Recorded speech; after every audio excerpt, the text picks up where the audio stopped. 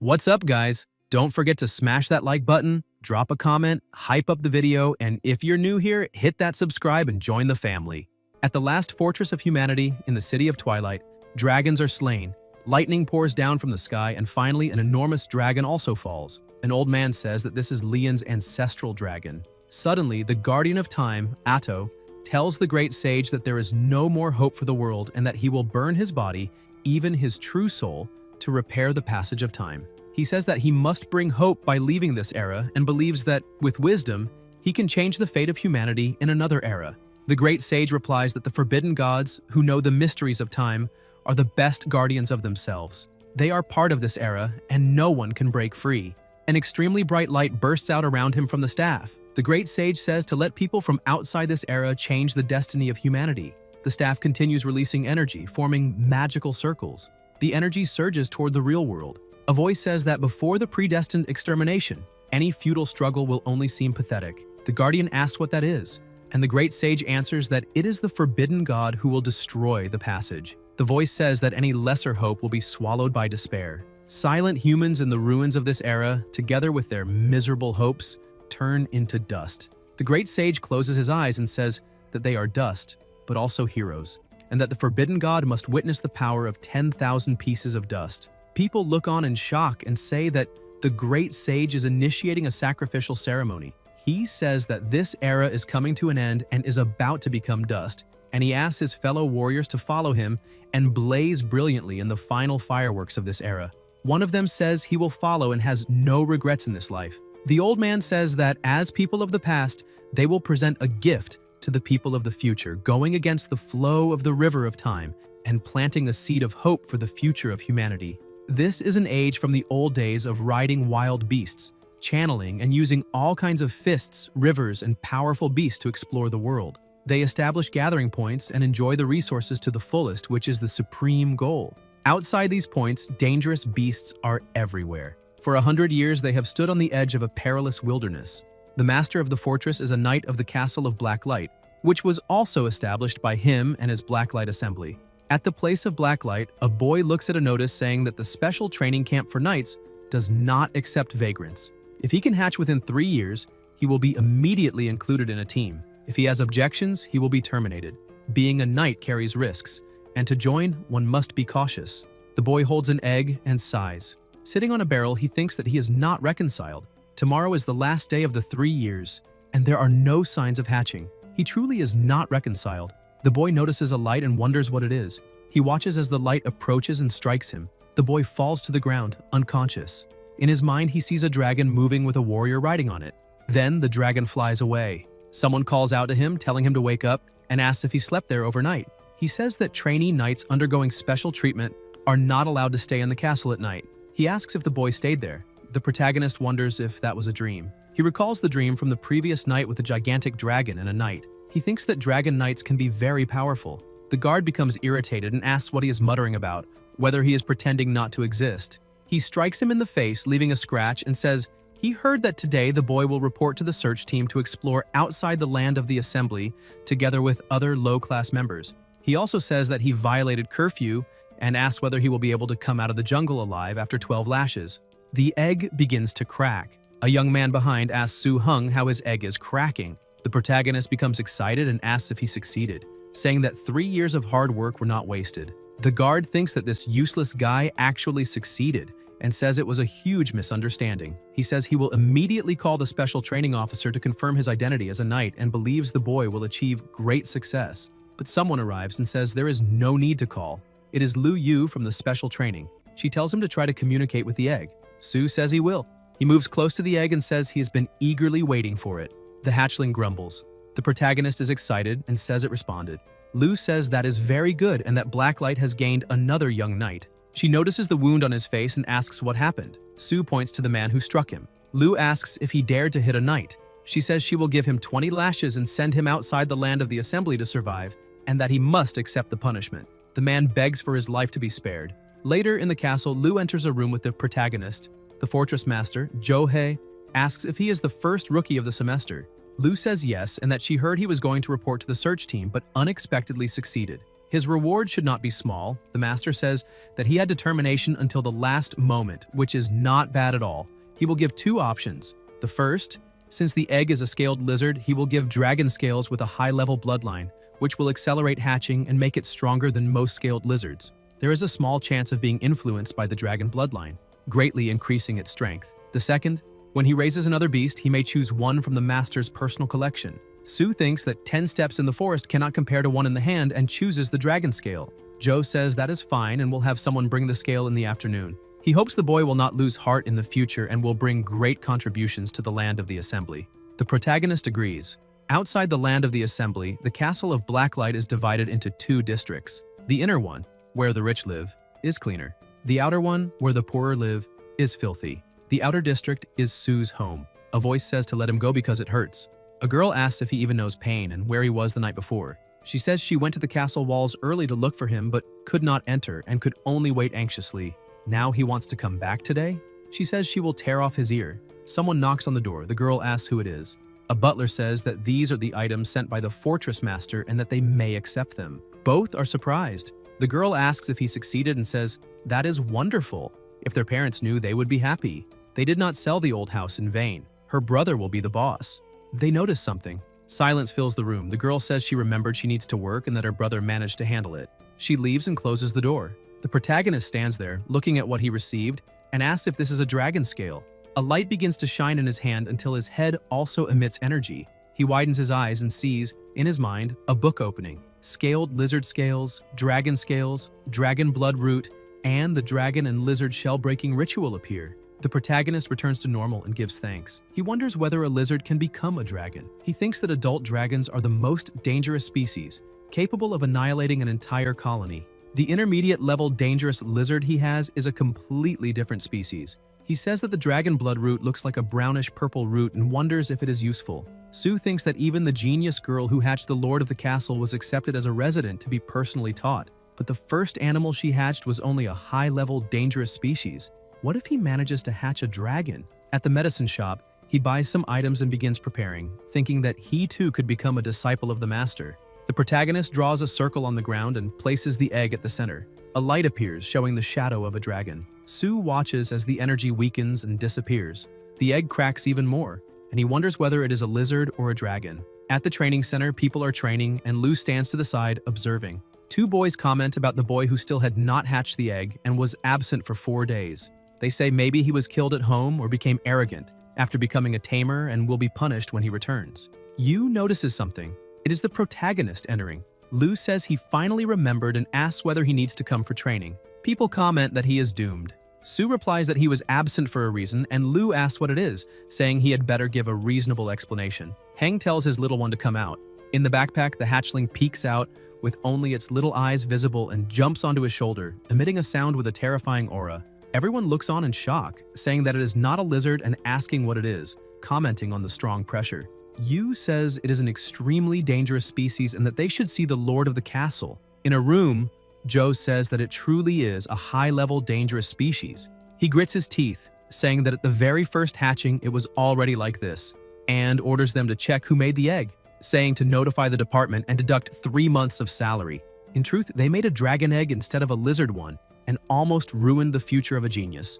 As for the protagonist, he says these years must have been hard, but he was lucky. If he had obtained a normal egg or a high-level dangerous species, he would already have outstanding achievements. But all effort brings reward. With this dragon as his starting point, he will be no weaker than anyone in the future if he works hard. The protagonist says that he will not disappoint the castle. The fortress master replies that he is grateful the tamer training has produced such a genius, both talented and tenacious, and asks whether he is willing to become his disciple. Sue is surprised, and so is Lou. Heng thinks that, after 3 years, the lord of the castle who once took in Bai is accepting disciples again. The protagonist says he is willing, and Zhou says that this is excellent. He announces that today he summons all tamers without missions to a banquet to witness the birth of another talented tamer and celebrate accepting another disciple. The banquet continues into the night. The protagonist and his sister are escorted home by a castle guard in a carriage. At home, Sue says that he now receives a monthly stipend of 100 grams of gold and that, once he has enough money, they will buy back the old house that was sold for him to undergo special training. His sister says she could not earn that much even in 3 years and praises her brother. Heng complains, telling her not to pinch his face and to go rest since she works tomorrow. The most common distinction between ordinary creatures and dangerous species is whether they are born with the talent to use energy. Techniques that use this talent are called skills and are essential for determining the combat capability of a tamed beast. Dragons are superior species by nature with extremely high energy talent. In addition to their common violent attacks, they possess 6 skills. Dragon Sleep, which allows rapid recovery, low-grade racial skills, Dragon Strength, a destructive skill, Earth Spear Sacrifice, and Earth Power Absorption. The last, when combined with Dragon Sleep, gives them astonishing vitality, making them nearly indestructible. Finally, there is the strongest demonic skill, second only to Dragon Breath, Demonic Breath. The protagonist looks at a book and says he believes his hatchling will become a powerful beast. He widens his eyes in surprise, thinking about the growth speed of dangerous species. In the castle, during tamer training, Joe says the dragon's potential is extremely strong and suggests testing its talent for the 3 types of energy, choosing one to train first. Its main strength is demonic. Heng looks at the ring on his hand and asks if it is the domination seal. The tamer's seal is a special item that keeps the beast in an internal space to sleep and recover energy. Because adult beasts are very large and a tamer needs several, they use bracelets, necklaces, brooches, watches, earrings, and similar items. A scarlet demon wolf is summoned. He says it is born with a lower classification but is nurtured until it reaches high level and is one of the master's main beasts in his early years, making it perfect to test the dragon. The protagonist wonders if that is appropriate. Joe explains that the wolf, being a mix of demonic and pure beast attributes, allows the dragon to observe and will be fine. The dragon trembles when it sees the wolf approach and seems afraid. He orders the wolf to use demonic breath so the little one can learn. The wolf opens its mouth and releases the breath. Joe tells it to stop. Heng watches in surprise, seeing the hatchling surrounded by a terrifying aura, and comments that it seems clever. The protagonist encourages it again. The hatchling tries to release breath, but nothing comes out. Joe explains that the little one has comprehended demonic energy, and that the purple smoke is the embryonic form of demonic breath. He says they have found a treasure, that the dragon is extremely talented, and that the wolf needs no further testing. The wolf disappears, and the hatchling relaxes. Another, larger beast is summoned, a demonic-type beast with the special classification, Terrifying. The hatchling clings to its owner's leg, trembling. Sue says this is not right, and Joe agrees. Another animal is summoned, a dragon with powerful energy. He explains that using something beyond the terrifying type makes things easier, and that this is one of the master's main forces with fire, dragon, demonic, and earth attributes, his only dragon-type beast, and tells her to come out and start playing. The Tyrannosaur is enormous. Heng asks whether dragon types are not rare, and Joe replies that they are and that he is lucky to tame it, since many veterans want such a beast. The protagonist thinks he must keep the book a secret. Joe asks if he is ready. The Tyrannosaur stares at the hatchling, which panics. Joe tells it to use a bit of dragon power so the little one can feel it. The Tyrannosaur releases its power, creating terrifying pressure. Sue thinks it feels like being in a small boat on a stormy river about to capsize. He touches his shoulder and tells him not to stay within the attack range. Heng feels the pressure disappear and thinks about the strength required for that.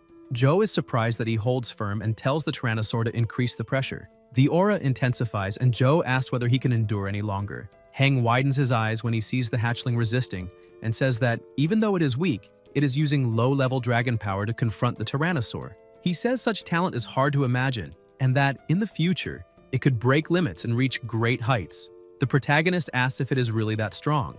Joe, still surprised, asks whether he uses the dragon scales. Sue says he uses them as soon as he receives them. Heng comments that the hatchling absorbs the special substance in the scale very well and may have inherited the dragon blood trait, which greatly elevates it. Joe hands over a book, saying he organizes training methods and skills into a spiritual seal and also adjusts the most suitable mental training method, reminding the protagonist not to neglect mental training, since spiritual power is the tamer's strength and the foundation of beast taming. He thanks him. After leaving the castle, Heng buys back the old house, and when the seller learns he becomes a tamer, he is very sincere. Before Ching gets off work, the protagonist reorganizes and cleans the old house, and even if it cannot be restored to how it looked in memory, it is already good enough. He does not tell his sister yet, so Sue decides to go to her workplace, pick her up and give her a surprise, then sets off. Elsewhere, 2 rabid dogs lunge forward as Ching screams in fear, and Heng recognizes the voice as his sister's and immediately runs toward her. Ching tells the dogs to go away, and a blonde boy asks why she is running,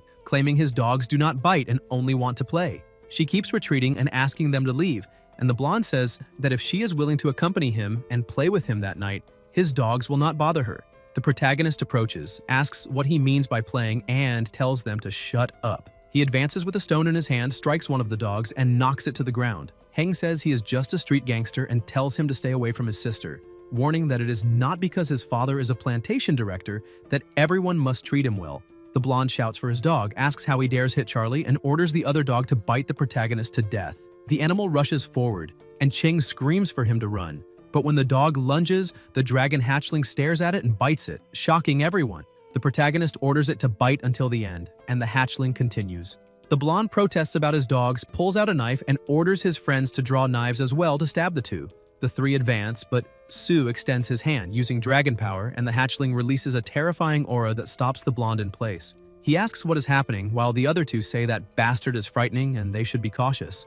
Another group approaches, asking what they are doing, and one warns that a guard is coming, suggesting they ask to have the boy handcuffed, saying there will be room to maneuver if anything happens. The blonde says he knows the nearby guards and will ask them to handcuff that trash, claiming that once he's taken to the security team's detention room, they will make him incapable of doing anything, and that he even plans to take advantage of the protagonist's sister, saying his dogs will not have died in vain. The guard arrives, asks whether that is not young Master Gu, and asks what is happening. The blonde says the protagonist cruelly killed his two dogs and demands they capture him immediately. The guard orders him to be handcuffed, and the two guards advance with cuffs, saying he killed the young master's favorite dogs and should surrender peacefully. The protagonist looks at a brick on the ground and says that the brick killed the dogs and that if they are dissatisfied, they should punish the brick. The guards say he dares act arrogantly even after killing someone, and warn that he will regret it once locked in the detention room, until they notice the dragon hatchling releasing an intense, powerful aura that frightens them. Su shows his tamer classification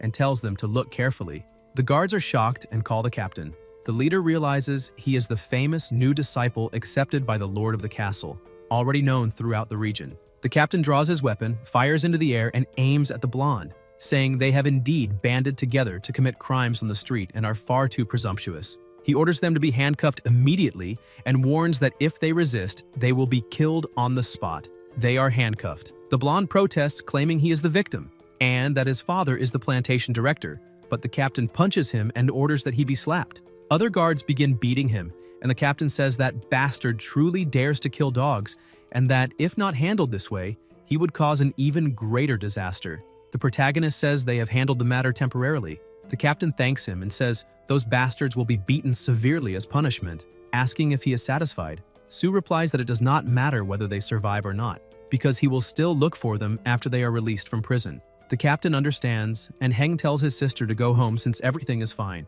Ching agrees and follows him. The captain asks his partners whether it is better to offend a plantation director or a tamer, and the partner replies that there is no need to think about it, because offending a tamer means not even knowing how one will lose their life. The captain agrees and orders a vehicle to be prepared to take the prisoners to the garbage incineration site and eliminate them. Elsewhere, Ching cries hard when she sees the old house her brother buys back, saying she never imagines returning there and that it feels like a dream. The protagonist tells her not to get overly excited and hands her the house key, saying this is only the beginning and that the future will only get better. And Ching says she believes in him. Then someone knocks on the door and Su asks who it is.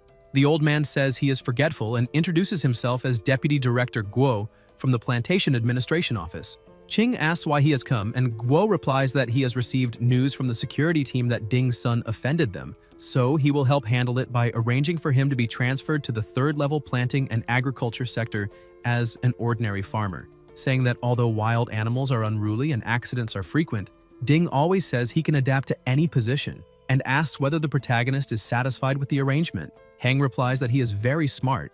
Guo says he has heard that Ching is also a senior agronomist and will be transferred to the agronomy department as a deputy director. She asks whether he thinks she is unsuitable, and Guo replies that she is completely suitable because she is the Lord's sister, and if she encounters any problems in the future, she can come to him. Ching says it is fine and that she accepts. The protagonist thinks that becoming stronger truly brings more privileges. Later, food is placed in a bowl, and Su calls his pet to eat, saying it is an excellent recipe given by the teacher, specially made for growth, and that if it eats well, it will become stronger. He thinks about how there are 8 levels of beast-rearing formulas: inferior, qualified, intermediate, good, very good, excellent, extraordinary, and perfect. The teacher's recipe is for demonic-type beasts and is of good level, precious for a novice, but Sue finds it strange that the hatchling stops eating after only 2 bites and wonders whether something is wrong with the ingredients. Heng says book and summons the book, which shows that after being born,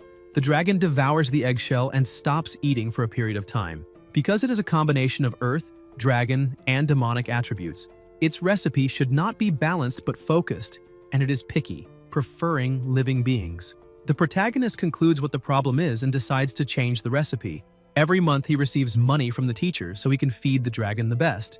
In the following days, Sue prepares food according to the book and the little one loves it, but this causes a frightening problem. Heng says it cannot be. It is only the 5th day, until a coin falls to the ground beside the hatchling and it is already much larger, and the protagonist realizes that, despite being driven into bankruptcy by it, the dragon has indeed grown into the juvenile stage. He thinks that if they encounter those 2 hard-to-kill dogs again, the current dragon will not even need to use skills, only fly, bite, and slash with its claws to cut them in half with its sharp teeth. Sue strokes it, thinking that ordinary people would not even be able to injure it. Perhaps not even firearms would be effective. And even 5 armed people would be eliminated instantly. He remembers that the teacher says that when the dragon reaches the juvenile stage, he should go find him. But this happens in just 5 days, something unprecedented. Perhaps the recipe is extraordinary or even perfect, so he must keep it secret. He tells his pet that now they need to train skills and stop feeding for 10 days.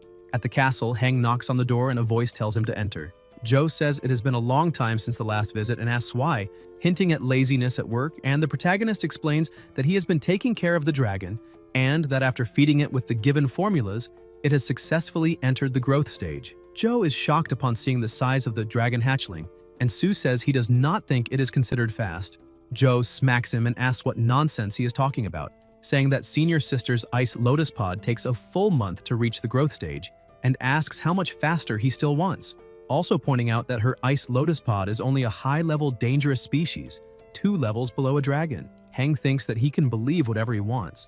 As long as he does not pursue this abnormal growth rate, it is fine. He comments that it seems the protagonist is not only talented in skills but also in growth. Since it has been cultivated to the growth stage, he says the dragon should already be familiar with its skills, and asks which have been developed. The protagonist replies that dragon power is enlightened to the 1st level and has developed 2 skills, dragon power deterrence and dragon power shock, and that demonic breath is also enlightened to the 1st level and developed into shadow ball.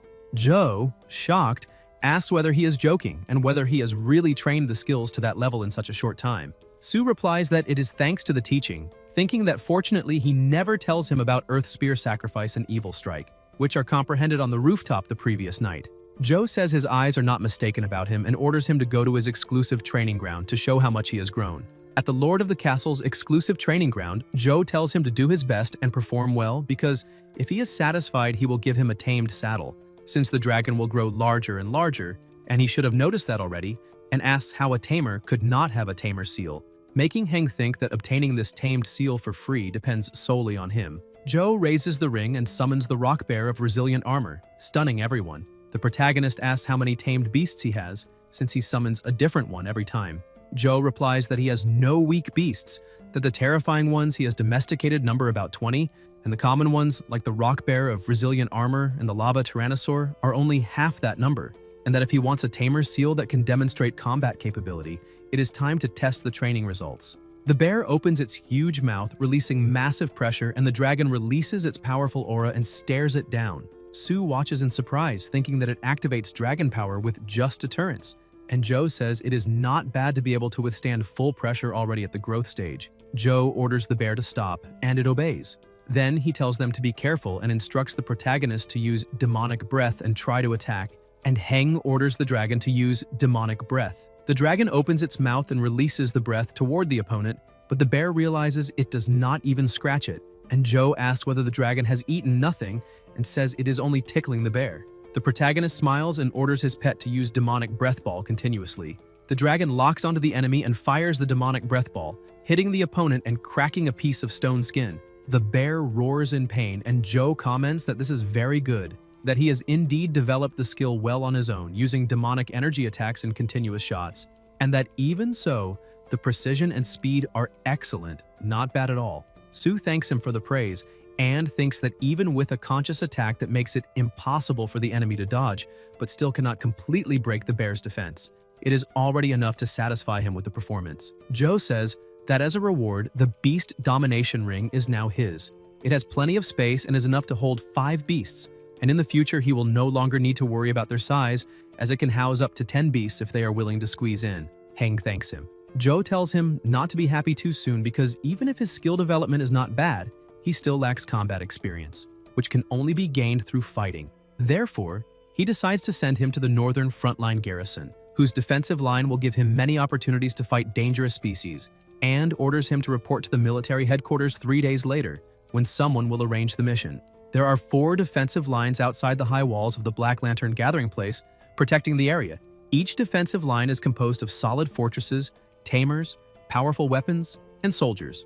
Among them, the southern and northern defensive lines are the most dangerous, fighting dangerous species almost every day. Most materials related to dangerous species in the city come from the hunting results of the 4 main defensive lines. During these 3 days, Sue requests an advance payment for assistance as a tamer, 250,000 grams of steel, half of which is exchanged for dragon food. He spends 3 days making all the food formulas that can be preserved for a long time. Under the arrangement of the Outer Fortress Army, Heng heads to the guard point at the 7th post of the northern section, serving as a team member, and the protagonist thinks that the 4 defensive lines in the Enclave are widely established to protect the plantations in the wilderness.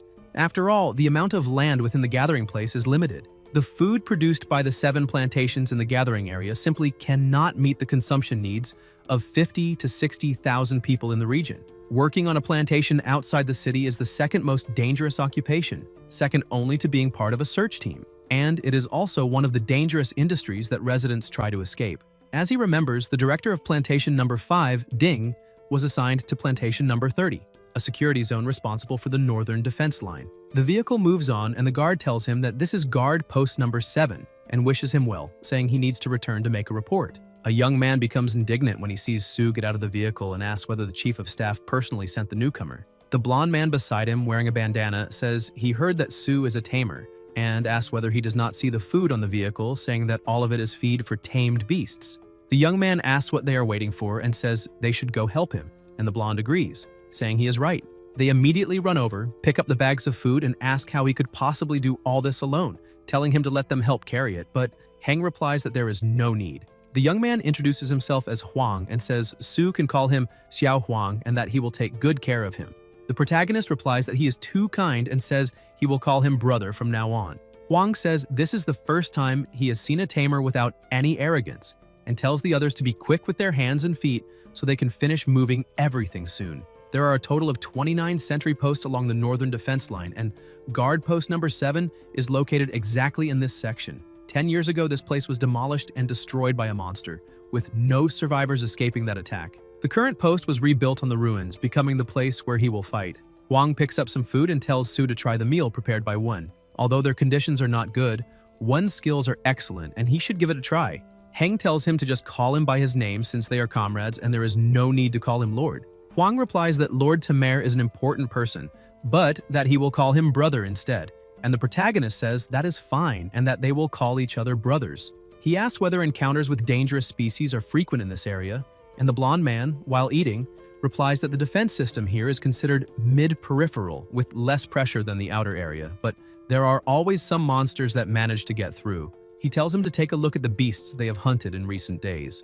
In the middle, and at the end of each month, officers come to count military merits, take combat materials back to the city, and convert them into military merit points. Sue says that this is amazing because even without a tamed beast, they are already able to achieve such results. The young man asks what Sue's tamed beast is and whether he can show it. Huang complains, saying they do not know the rules and that tamed beast cannot be summoned casually, but Heng summons his dragon and says it is fine. They are shocked to see that it is a dangerous species. The beast lands on the ground and the protagonist says that this is his summoned beast, a dragon. The young man comments that his very first beast is already a dangerous species and says that this is incredible. The dragon becomes irritated and begins releasing its terrifying aura, and Sue flicks it on the head, telling it not to use abilities on them because it is very rude, and asks the young man if he is okay. Hu replies that he is fine, saying the tamed beast is incredible, and the blonde bursts out laughing, saying Hu claims he is fine but almost wet his pants.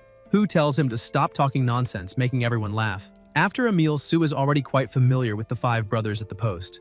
After tidying up a few things, Heng begins cultivating the mental training method following the teacher's guidance. The protagonist thinks that the mental tempering method taught by the teacher is called the crystalline breathing tempering method and has 3 stages. The first is to eliminate stray thoughts and construct a crystalline meditation environment, meditating while imagining oneself as a crystal. The second is to cooperate with a wonderful special breathing frequency, allowing the mind to gradually merge with the meditation environment. Finally, the core of the tempering method is the tempering of the mind itself. Based on the current progress, it will take a long time to reach the soul crystal the teacher mentioned, possibly half a month or more. Geniuses like senior sister Bai took a full month to cultivate it completely. She is a monster. The moon is bright, lights suddenly shine from the top of a castle, and Su notices that it is the emergency siren. Huang tells everyone to hurry out, saying something bad has happened. Locusts are moving toward them, and Heng observes through binoculars, saying that this dangerous species with armor and scythe-like limbs can easily shatter bricks with a swing,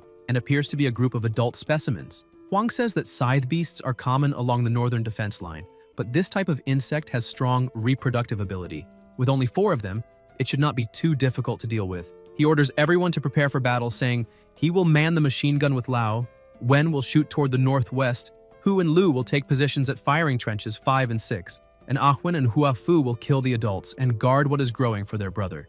They all respond affirmatively. Bullets are fired. The locusts sense something approaching and activate their barrier, preventing the bullets from hitting them. But when the bullets make contact with the barrier, they shatter into pieces. Huang orders them to eliminate the targets and reminds them to aim for the head. Otherwise, the corpses will not be worth much. The protagonist thinks that the armor coverage ability of those scythe beasts is not very strong, but it greatly weakens the effect of normal bullets. He observes that using the machine gun to break open the barrier creates an opportunity for the sniper. Through the binoculars, Heng sees that they are defending with barriers, yet the guards continue firing until the barrier breaks. The blonde man, weapon in hand, says that now is his chance, fires, and lands a direct hit, destroying the target. The protagonist wonders if this is the northern defense line and thinks that even without being tamers, they have excellent teamwork. After countless battles together, they are strong enough to eliminate those beasts. The locusts are killed and they notice one escaping. Huang calls for Hu to take it out. They pursue it with the vehicle until they get close and stop. The insect notices them and watches cautiously. Su gets out of the vehicle and walks toward it, and Huang tells his partner to keep an eye on him, because those who come from the periphery to train often step too far forward, and they must not let him get hurt. Heng raises his ring, which emits light, and says to use the devil attack to see how good that guy really is. The dragon is summoned and uses its skill, devil attack. The locust activates its barrier, but the dragon effortlessly breaks through it and knocks it flying. The locust crashes to the ground and screams.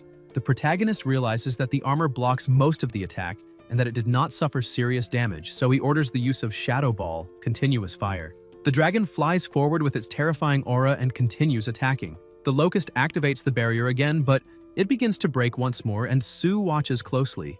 The locust also releases a powerful aura around its body. The two face each other, and the protagonist orders the dragon to use dragon power. The dragon stares at the opponent and opens its enormous mouth. The locust is terrified, and Su orders it to be destroyed. The dragon roars, and with the roar alone, a portion of the locust's body is sliced off. The insect begins to flee, and Heng asks whether it wants to run and whether it has permission, ordering the pet to use earth power. The dragon slams its paw into the ground, causing a massive impact and finishing off the locust. The guards inside the vehicle are shocked, and Hu says he does not think Su needs any help at all. Huang comments that he is very strong. The next day, Hu recounts the fight, saying he heard his brother shout, "Earth Spear Sacrifice," and the monster was easily finished. Huang says he is different from those who come only to train, that he is incredible and truly strong, and that he is impressed. The protagonist says no, that everyone performed well. A guard approaches, saying someone has arrived, and they go to take a look. When they see it, Huang says it is the headquarters convoy, finding it strange because usually when merits are counted, headquarters goes from post to post. He comments that they should not be there before noon, so why did they come so early? Su watches attentively. The commander-in-chief of the Northern Defense Line, Lu Ling, steps out of the vehicle and the guards greet him. Ling says that so many years have passed, yet nothing has changed. Huang says he never thought the commander would remember his name and feels honored, adding that it must have been a hard journey to get there. The commander replies that it is nothing, not a difficult trip at all, less than 10 minutes by car, and asks who Heng is and whether he's already used to staying there. Heng formally introduces himself to the commander-in-chief. Ling finds the title he is called by somewhat strange, and the protagonist replies that it is a pleasure to meet him and that he is already accustomed to living there. The commander pats his head and says it is great that he is already accustomed to the place. The teacher has mentioned several times that he has accepted another genius disciple this time, and he also heard from the chief of staff that he failed to see him during his last visit to headquarters because he had gone to exterminate a group of bastards. But this time, he came specifically to find him. The guards are surprised and wonder whether the commander-in-chief came all the way to such a small sentry post because of him. Hwang thinks that he assumed Su was just an ordinary tamer and never imagined he was the lord of the castle's disciple and feels relieved that nothing bad happened. Ling tells them not to stand around and to go count the sentry's harvest for the latter half of the month, asking them not to disturb him, and then orders Su to summon the dragon, saying that the teacher assigned him a special mission to check the dragon's growth status and report back when he has time. Heng thinks that he assumed the teacher would stop caring once he left the city, never imagining he would send someone to check on him. The dragon is summoned, and Ling is surprised when he sees it, saying that the teacher mentioned it has not even been a month since it hatched. The protagonist explains that after learning dragon energy circulation, the dragon has been circulating it constantly because of the battles of the past few days, so it grew quickly and asks whether there is any problem. The commander replies that there is no issue, saying that Su's dragon is much larger than the one he raised back then, and that according to the teacher's request, he needs to test the dragon's combat experience. He adds that he also has a dragon-type pet and will use it to examine Su's, inviting him to play. A rhinoceros is summoned with a tremendous aura, and Ling explains that it is a dangerous species of the earth dragon type, just like Su's dragon, a high-danger species that he cultivated to the complete stage. With its thick skin and tough flesh, it can withstand attacks for a long time and is one of his main forces. The rhinoceros approaches while the dragon trembles in fear. Su asks him to take it easy and not eliminate the dragon, and Ling laughs at the word eliminate, telling him not to worry that the rhinoceros knows when to stop and will not bully or injure the little one. Heng says to go ahead, and the commander comments that it seems the little dragon has just woken up, ordering the rhinoceros to use a ground stomp to wake it. The rhinoceros slams its foot into the ground, causing huge cracks and a massive shockwave. The protagonist observes and thinks this is the benefit of being able to control mental power after tempering, but now is not the time to dwell on that, so he orders his pet to use Devil Attack and get out of the attack range. The dragon grabs him onto its shoulder and begins to fly, and Heng orders it to use Shadow Ball continuously to return the favor. The dragon releases its skill, but the opponent remains unharmed. The protagonist realizes that defeating it with his current dragon is impossible.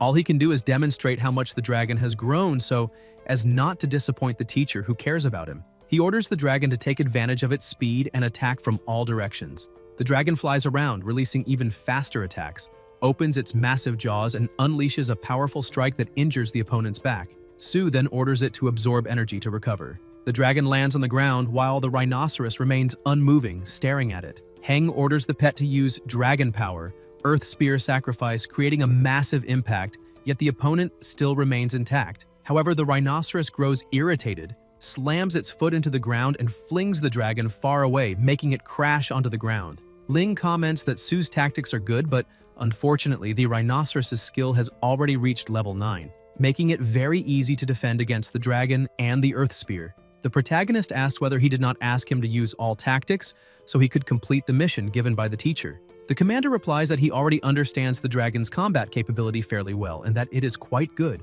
The teacher will be very satisfied.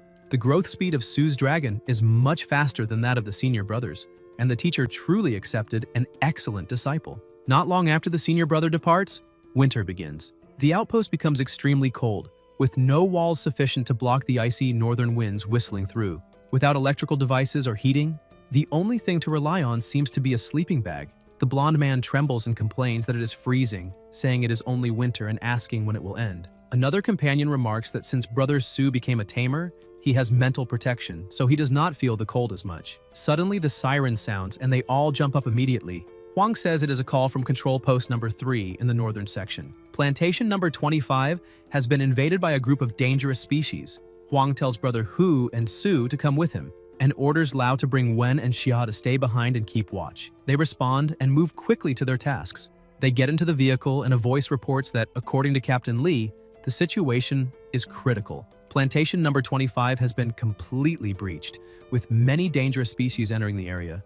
All plantation workers are trapped inside the staff dormitory and are currently relying on broken DUNS codes distributed by the security department to defend themselves, but sooner or later they will lose their lives. Support from Outposts 3 and 4, along with the main forces of the 2 nearby outposts, has already been largely dispatched to converge on the plantation. They should be assembled before 4 in the morning and launch the assault at 4, and since it is already 3:40, Lu needs to drive faster. At plantation number 25, northwest area, gate number 6, Huang reports that northern section 7 has arrived.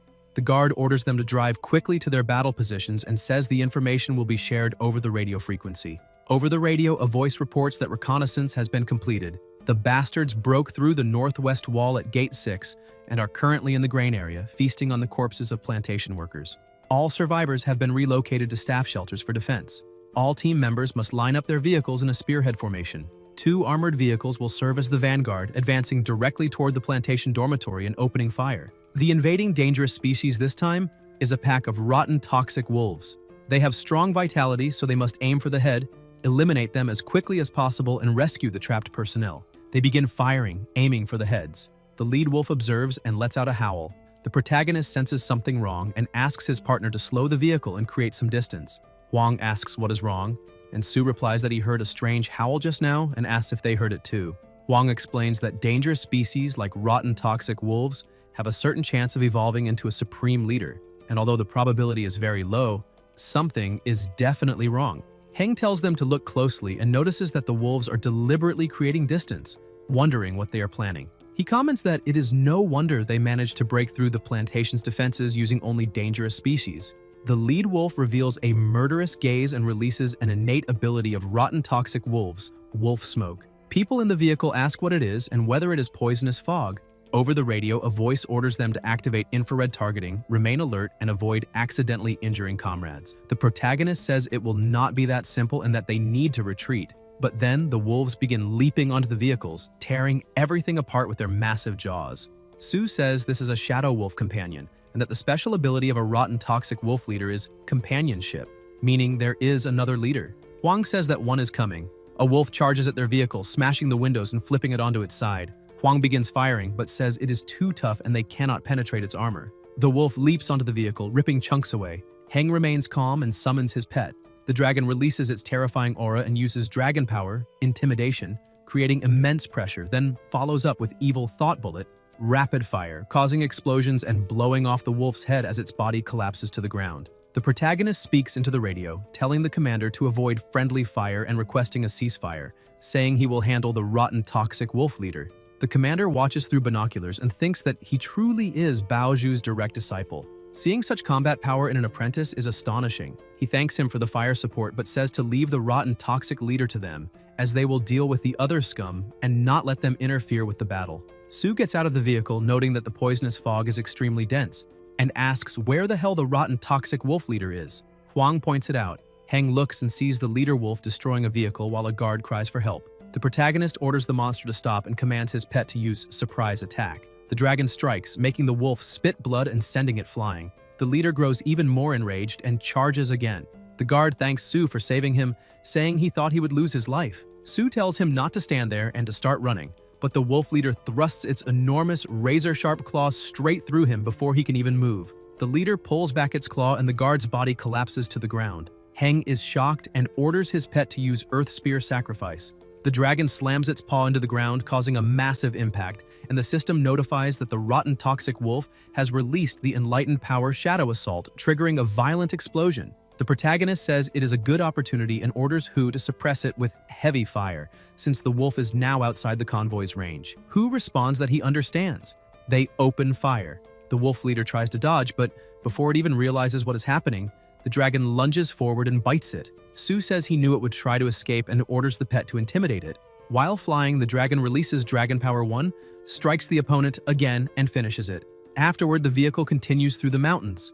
Huang asks what is wrong with him and whether he is feeling down, and Heng replies that he is fine, he just wishes he could have done more. Huang says that according to past conventions, support is usually not even mobilized for an invasion of dangerous species on this scale, and that without him, the casualties this time would have at least doubled, because he helped a great deal. Huang shows a scar on his arm and says it is from the first time he participated in a plantation support battle, explaining that that battle was even more dangerous than this one, with more than 50 people dead or wounded. and an armored vehicle destroyed and turned into scrap by a super dangerous adult species called the golden-backed steel-arm ape, whose attacks ground the crew members into minced flesh. In the end, it was the senior brother, the commander-in-chief of the Northern Front at the time, their martial elder brother, who personally took action and eliminated that beast to end the battle. He offers a few swallows of alcohol, saying it will make him feel better. The protagonist takes it, thanks him, and says he understands what he means.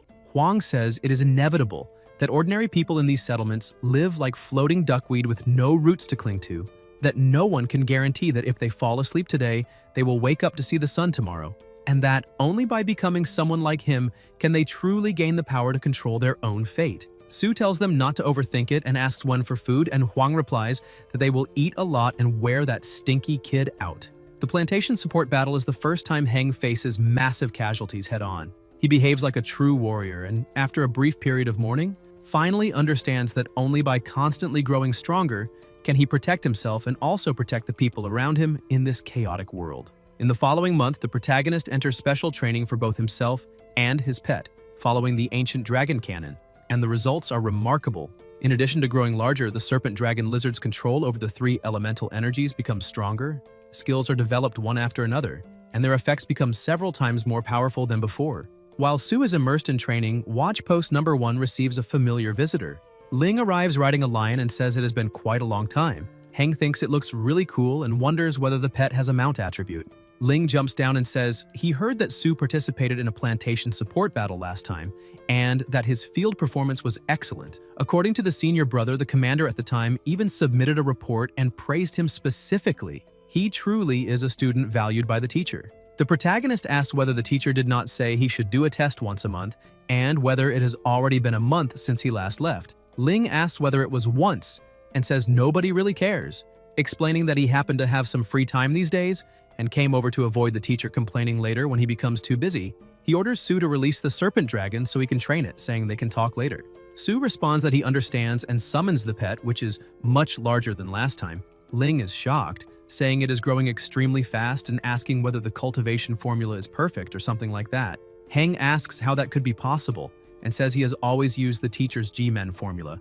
Maybe the little lizard just absorbs it better, and then tells him to put the serpent dragon away, saying there is no need to test further. Ling explains that according to the teacher's instructions, once the serpent dragon lizard reaches the mid-growth stage, the training on the Northern Front will be considered complete, so they should pack up the materials and prepare to return to the castle to meet the teacher. The protagonist asks whether he really can go back so soon. The companions behind ask whether he really can leave so early and say they cannot bear to see him go and will not be able to sleep.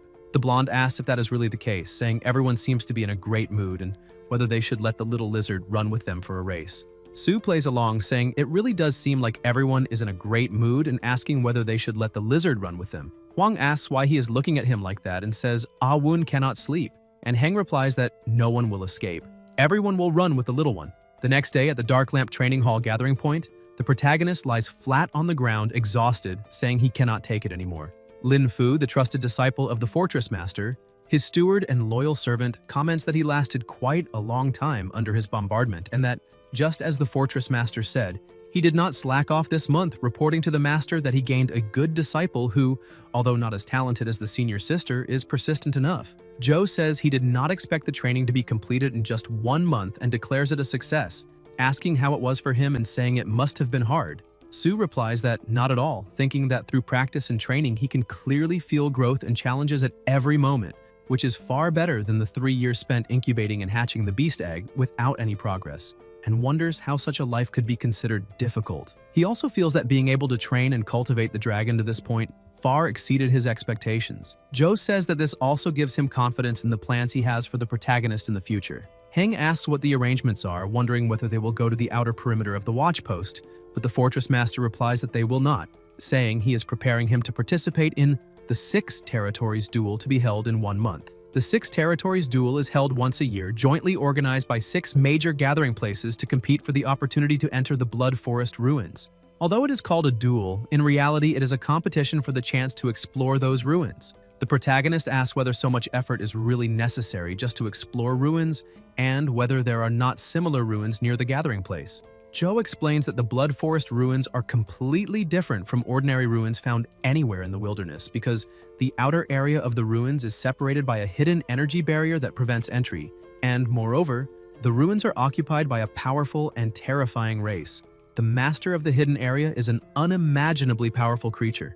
Years ago, the 6 major gathering places joined forces and reached an agreement with it after a fierce battle, and under the pressure and probing of the 6, it agreed to open the hidden area once a year to allow 3 human beastmasters to enter and explore, thus giving rise to the 6 territories duel. Sue says this exploration opportunity is extremely rare and asks whether that means the competition will be intense and whether, with his current strength, he can participate and has any chance of winning.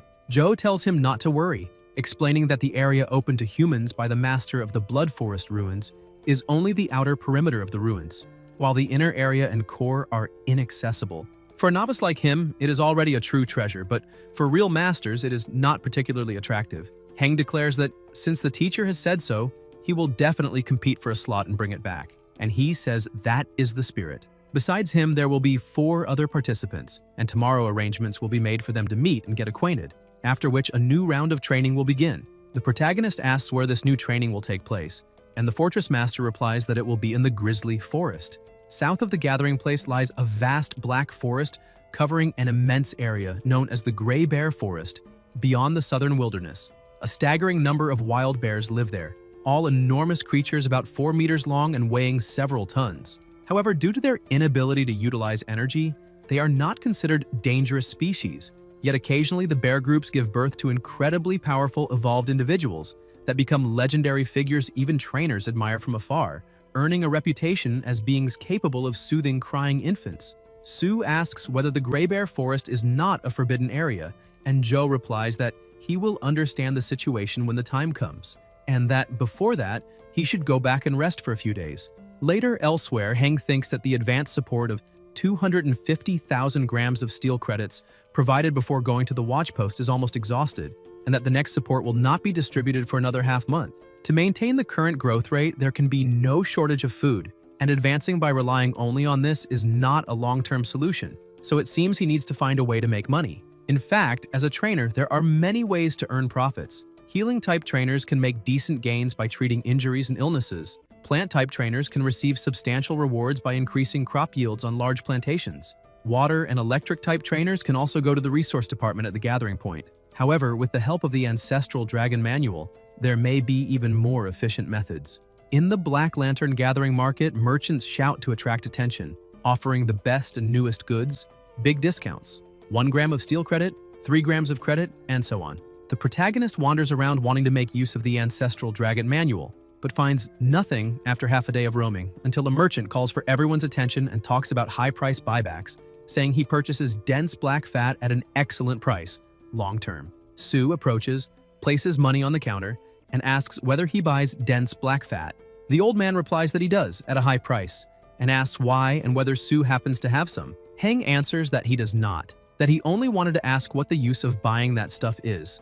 The old man says that is none of his business, that if he has it, he will buy it, and if not, he should leave quickly and stop meddling. The protagonist calculates the grams of steel credit per milliliter of dense black fat and concludes that 1 liter is worth 83,000 grams of steel credit. He did not expect anyone to buy dense black fat at such a high price, and finally finds a way to make money. According to the records of the ancient dragon manual, by mixing black octopus mucus, black oak resin, and thickening fusion agent in a ratio of 3 to 1 to 2 and refining them at high temperature for a few minutes, dense black fat can be prepared. Although according to the description in the manual, the dense black tree that naturally produces this fat is already extinct, it is not a rare item in the Black Lantern collection market. Therefore, as long as he can obtain the thickening fusion agent, he can succeed in this profitable business. Elsewhere, Sue tells his pet to stomp twice, the dragon stomps, and the furnace ignites. While Heng prepares the mixture, he keeps ordering the pet to stomp. The Black Lantern Gathering Market has a very special organization among its 5 offices and 13 locations, known as the Dangerous Bioenergy Research Department, whose function is to study dangerous creatures and peculiar energy substances. The research department has 3 institutes which are likely the true buyers purchasing large quantities of dense black fat, The protagonist thinks that although selling a large amount of this fat on the market could yield a considerable sum of money, they must be careful not to let the secrets of the ancient dragon manual be discovered. Dense black trees are not only rare but also grow extremely slowly, and in addition, some herbivorous, dangerous species love to feed on the tender branches and leaves of these trees, making trees over 1 meter tall extremely rare. Therefore, if a large amount of dense black fat suddenly appears on the market, it will certainly attract the attention of higher authorities. The best approach is to find a shop that can handle the goods, sell them at a discount, and leave quickly. Sue notices something ahead, a steel trading shop.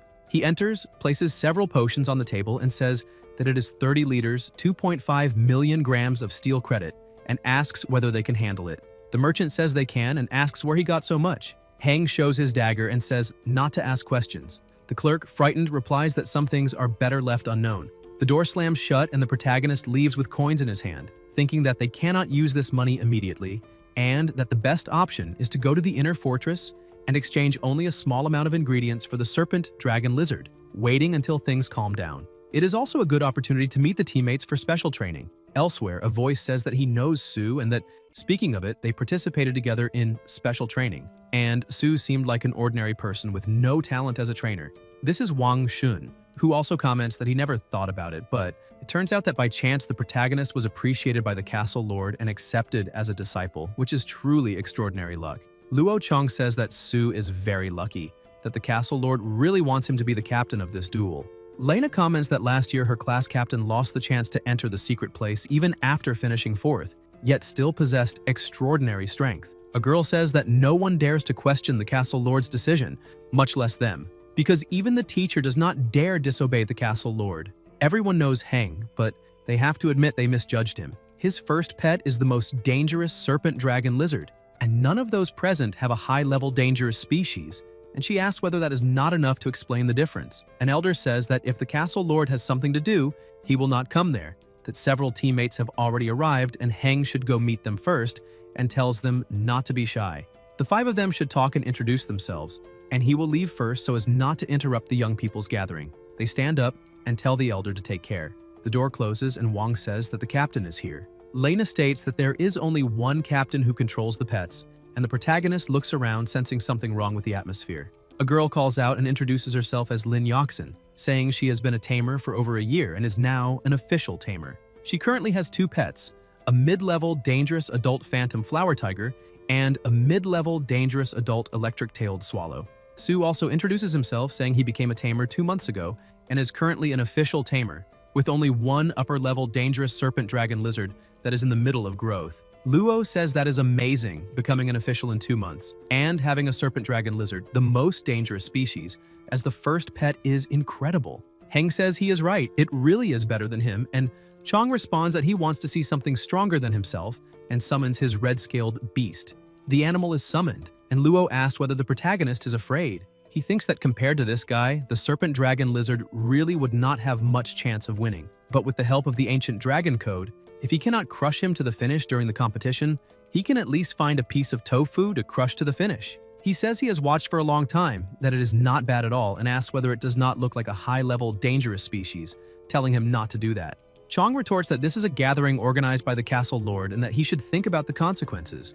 Lena says not to worry, that the castle lord will not take action against him, but no one knows what the guards will do if he summons beasts at will inside the castle. Sue comments that it is better if he does not run into him in the duel a month from now. Luo says they do not even have the awareness to unite and fight for Lena's reputation, where the Black Lanterns gather, and Heng thinks it is better not to have such a teammate now. The protagonist steps away, saying not to worry, there will be opportunities to deal with him in the future. The door closes and Luo is irritated, but Wang tells him not to mind it as there will be a chance to deal with him later. Sue walks upstairs thinking that, as agreed with the teacher, they will go to the Bear Forest tomorrow and that those few teammates who were unconvinced should also be tested by the teacher. If he makes good use of the special training in the Bear Forest, when he returns he should become a worthy captain. The next morning at Heng's home, someone knocks on the door. It is a young man saying he is the Black Lantern War Chief, Zhang Cheng. A voice tells him to come in, they enter, and Zhang shows a map saying that this is where the Black Lanterns gather, and that this is their destination this time, a small to medium gathering point on the edge of the Black Bear Forest, the city of Ermet. The city of Ermet lies in a straight line to the left of the Black Lantern gathering point. but only half the distance between the two places has repaired roads, so the actual route is more winding. The distance is a little over 150 kilometers, and in addition to dangers and uncontrollable factors that may be encountered along the road, the protagonist says it will probably take 1 or 2 days, so they should prepare. Chung asks whether he has any questions, and Sue replies that he does not and tells them to set off immediately. In a forest, the vehicle moves along. The Black Lantern gathering point is located in the Gray Wilderness, as are Rivet Town and Grizzly Grove, an extremely vast area with dozens of large gathering points, many others of medium and small size, and even more refuge camps scattered throughout the wilds. The vehicle keeps moving, and Jung says this is the place and tells them to wait, explaining that he will continue on afterward and rest here for the night. Someone atop the fortress introduces himself as Chanam, deputy mayor of Drew Prefecture, and asks whether they are from the Black Lantern gathering area. Chung introduces himself as the leader of the 5th Tactical Group of the 1st Squadron of the Black Lantern Castle Guard 3rd Detachment, and says he needs to go into the city for repairs. Over the radio, a voice asks for the latest password, and Jung provides it. A gate opens, and Chanam approaches, saying they have come from far away and worked hard. Jung says he's in a good mood and that this time he brought distinguished guests, asking them to help arrange accommodations. The deputy mayor asks what is going on with him and tells them to go in first. Elsewhere, a voice says that these are the beast control materials prepared for Sue.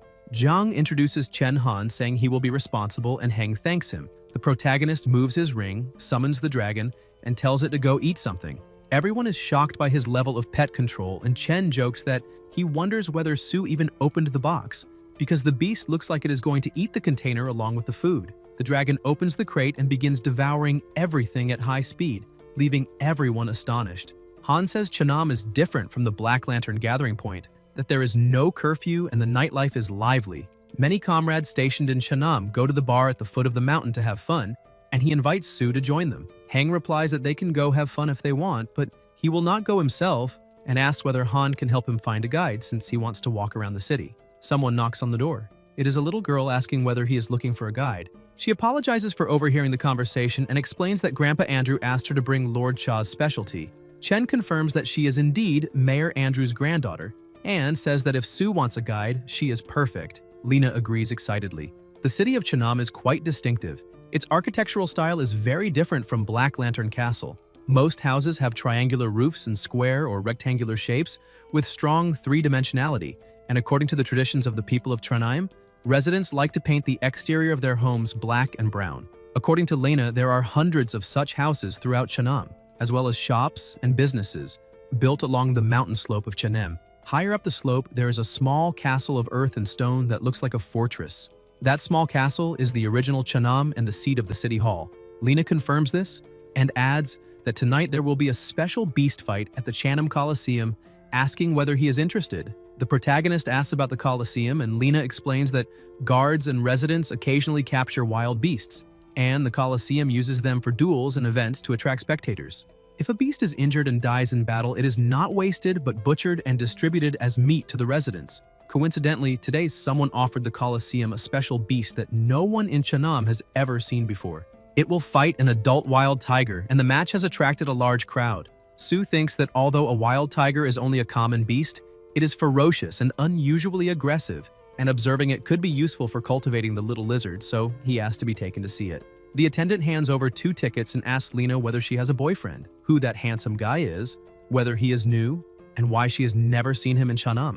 Lena gets annoyed, tells her to stop talking nonsense, and urges them to go inside quickly. People recognize Lena and greet her, and one even invites her to sit with them. She thanks him and says it is not convenient today, but definitely next time. Heng thinks she is quite well known here. A man approaches calling her niece and asks why she has time to come today. Lena calls him uncle and says she is accompanying a distinguished guest, telling him to prepare the best booth in the Coliseum, or she will complain to his grandfather. Lad looks at the protagonist, notices the master ring, and realizes that someone of this status must never be offended. He says it is an honor to receive him and welcomes him to the Chanam Coliseum, and the protagonist replies that it is a pleasure to meet him. A roar echoes through the arena as the host announces that the beast fight is about to begin. The crowd cheers excitedly, and she announces that, just as everyone expected, the city guard has brought in a wild tiger with a body exceeding 3 meters in length and weighing over 600 kilograms. A tiger appears at the side, and 2 boys in the audience comment that it was captured in the trap of Chanam's best hunter, a Saizi, and that this wild tiger looks to be in excellent condition, brimming with ferocity, a true beast. One of them shouts for the match to start, and Lena, extremely excited, shouts as well. The host asks the audience to calm down and announces today's challenger, admitting that she has never seen such a strange creature before and hopes that this little guy, caught by accident, will bring everyone some surprises. A cage is thrown into the center, and the little guy inside looks dazed. The tiger approaches, and it runs away, scrambling up the bars. The crowd laughs, saying it is the first time they have seen something flee like that. The protagonist wonders what it is and whether it could be what he is thinking. The tiger opens its massive jaws and lunges at its opponent. The little guy screams in fright and keeps running, the tiger chasing after it as the pressure grows more intense. People comment on its speed, saying they thought the creature would be finished immediately, but did not expect such a turnaround. A small boy asks his mother what kind of beast that is. Sue thinks that according to the records of the ancient dragon code, among dangerous creatures there are 4 rare species that almost only appear in rumors, recognized as powerful and incredible, and thus called the 4 gods of rumor. The 4 rumored species are mystery, enigma, miracle, and muth. Speed and reactions like this cannot belong to ordinary animals. Combined with the golden seal on its forehead and its round body, that little beast is one of the 4 rumored races, the mystical treasure hunting race. Treasure hunters are extremely dangerous species, but almost non-aggressive, possessing an exceptionally rare mysterious ability, born to seek out and feed on treasures. Their traces usually appear only in extremely dangerous large-scale ruins, and can indicate the presence of a hidden realm. He never expected to encounter such a creature here, and cannot miss this opportunity, so he asks whether he can buy that little beast. Lena replies that the beast was sold to her uncle by the brewmaster of the cellar, Rio Rad, who owns the Colosseum, and that the Colosseum's beasts are his wealth. Heng says it would be best to ask her to take him to meet him. In another room, a man says he is afraid it will not work. Even though he is a friend, he cannot agree to such a request because she knows the Colosseum's rules. Unless one side is injured and loses combat effectiveness or even dies, the fight cannot be stopped.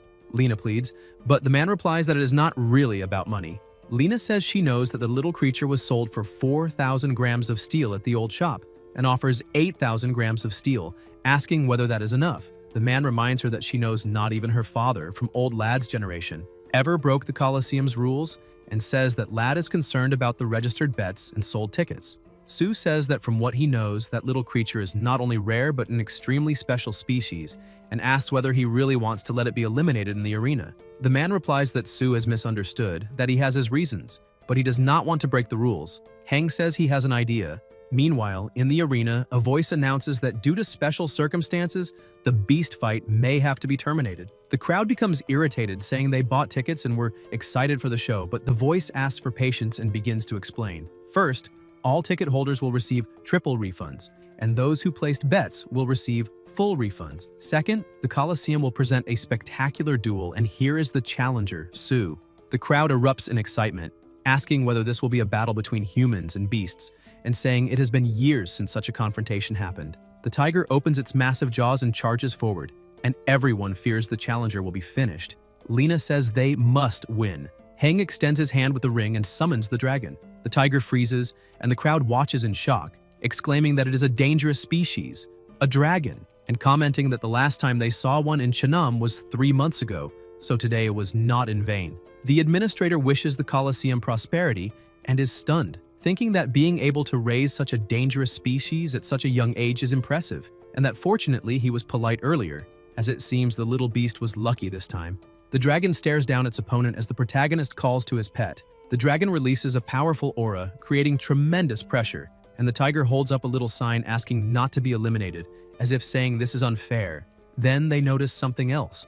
The little guy moves quickly again. Sue thinks that judging by its body shape alone, it looks like a child in the early growth stage, but its reactions and speed are so fast that they clearly indicate a mysterious race. He orders his pet to attack. The dragon lunges toward the little creature, and Heng commands it to use the second stage of enlightenment. As the smoke dissipates, the dragon opens its massive jaws and stretches out its claws about to strike, but the little guy moves even faster and dodges. The protagonist orders his pet to unleash the second shock, and the dragon releases an absurdly violent power, making everyone feel fear as they ask whether that really is the power of a beast tamer, saying that if he were to lose control of such a creature, the entire city might be annihilated. While the little guy trembles in terror, the dragon approaches, grabs him in its hand, and carries him back to its master. Later, inside the Colosseum administrator's office, the man says it is incredible that this is the first time he has seen a tamer capable of controlling the most dangerous species at such a young age.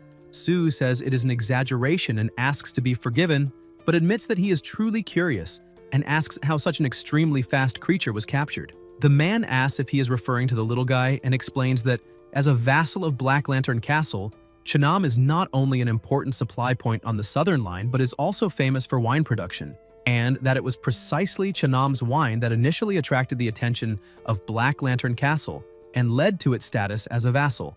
The person who captured the little one was Old Cumin, the city's master brewer, and it is said that the little guy sneaked into the wine cellar 3 or 4 times and ruined several barrels of 30-year-old wine that were meant to be offered as tribute to the Lord of Black Lantern Castle. Old Cumin and his apprentices stood guard for 7 days, then thought it had all failed and returned, only to find the little fellow drunk and drowsy inside a wine barrel, so they simply sold him. Heng says that now he understands that a treasure-hunting species is born with a mysterious power to seek advantages and avoid disadvantages, but this one is so stupid that it got itself drunk. Outside Sue's residence, the protagonist thanks the little girl for everything and says that he now owes her a great favor. Lena replies that it does not matter, that it was only a small problem, and that she heard he will be traveling tomorrow, so it is better to rest early. Sue says that is fine, that he will explain things to Chen and the others and bring back some interesting items from Hailing next time. Then, in his room, Heng asks the little guy in the cage what that expression is about and says that if it were not for him saving him from the Colosseum, whether he believes it or not, he would have lost his life there sooner or later, and the little guy's eyes fill with tears. The protagonist thinks that the steel bars of the cage are no thicker than a little finger, and that if it were a dragon serpent lizard, it would easily destroy the cage and escape once it grew to the size of a treasure hunter, which makes it seem that this mysterious treasure hunting beast truly lacks aggressiveness. The next step is to establish a bond with it, but the ancient dragon code says nothing about what the little guy likes, so Sue says to forget it, and that it is better to let him go hungry for a few days, so he will eat anything he is given. At that moment, the ring begins to glow and Heng realizes that, while focused on the treasure hunter, he forgot the dragon's dinner. So he places a box on the table and starts preparing food, and the little guy becomes excited. Sue stirs the food while the treasure hunter watches closely with interest, and Heng says that if the dragon eats 3 times the normal amount, it should be able to reach the rivet formation by tomorrow night. The little guy is practically drooling with desire. The dragon is summoned and immediately stares at the food and starts devouring everything. The treasure hunter feels intense longing and sadness at not having eaten anything. The protagonist asks if he wants some too, scoops a bit with a spoon, and calls him over to eat. The little guy starts eating eagerly, and Heng thinks that, unexpectedly, the treasure-hunting beast likes eating the dragon serpent lizard's food, and now it will finally not starve anymore. When the little guy finishes, the protagonist asks if he wants more, but when he reaches for it, the dragon has already eaten everything. Sue comments that if this does not work, the dragon will have to eat less in the future so that some can be left for the treasure hunter. The dragon becomes annoyed, and Heng says it is fine since it is the older brother and should act like one, so today he can let the two of them have fun together. Elsewhere, Lena takes her leave early, and the next morning, the protagonist bids her farewell and sets off for Rivet Town. Compared to Chanam, Rivet Town, a medium-sized gathering point, is obviously much larger. This small city has a large-scale smeltery that mainly produces 3 metals: iron, copper, and aluminum.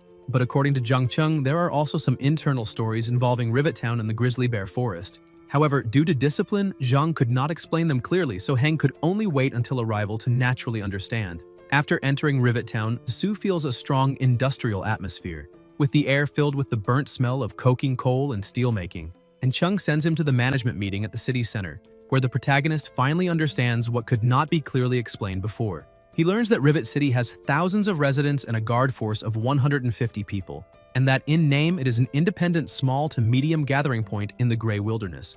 But in practice, it is a vassal of the Black Lantern gathering point, mainly supplying metals and crops, and that the minerals mined by the city are actually located within the Grizzly Bear Forest. It is impossible for ordinary people to mine in the Grizzly Bear Forest, and the reason Rivet City managed to successfully extract a large amount of ore there leaves Sue even more shocked. The entire bear forest is in fact the professor's domain, or more precisely, the domain of one of the professor's controlled pets, which can even control all the bears throughout the entire forest to a certain extent through pet control.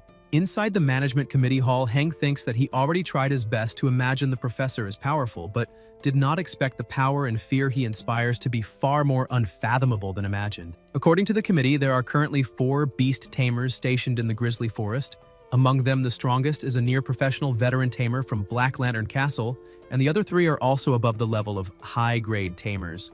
Although there are people from the Black Lanterns on the surface, inside the room, the dragon is sleeping, and the protagonist watches the little guy, thinking that for a beast tamer, a precious pet is no different from the temptation of money, power, and status for ordinary people. It would be extremely foolish to gamble on whether the trainers in the Grizzly Forest can recognize the mysterious treasure-hunting beast and choose the better path, so he asks whether the little guy would like to be his partner. The little guy sticks out his tongue, and Sue says to forget it, that they should eat first and talk later. The dragon immediately wakes up, and Hang asks what the two of them want to do, and says to just serve a meal without saying a word. After learning that there are 4 powerful trainers in the Grizzly Forest, the protagonist, who originally planned to head there immediately, instead chooses to stay in Rivet Town for 3 days.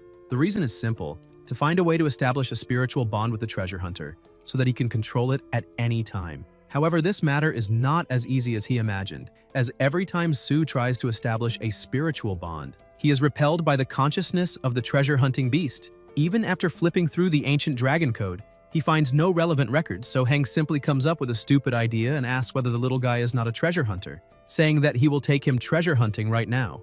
Unfortunately, things are not as simple as imagined, and the protagonist jokes about treasure hunting, saying that all he did that morning was chase butterflies and asking whether, after discovering that he is a useless beast, he should not just feed him to the dragon. The little guy gets angry and begins to release energy, and Sue asks whether he found something.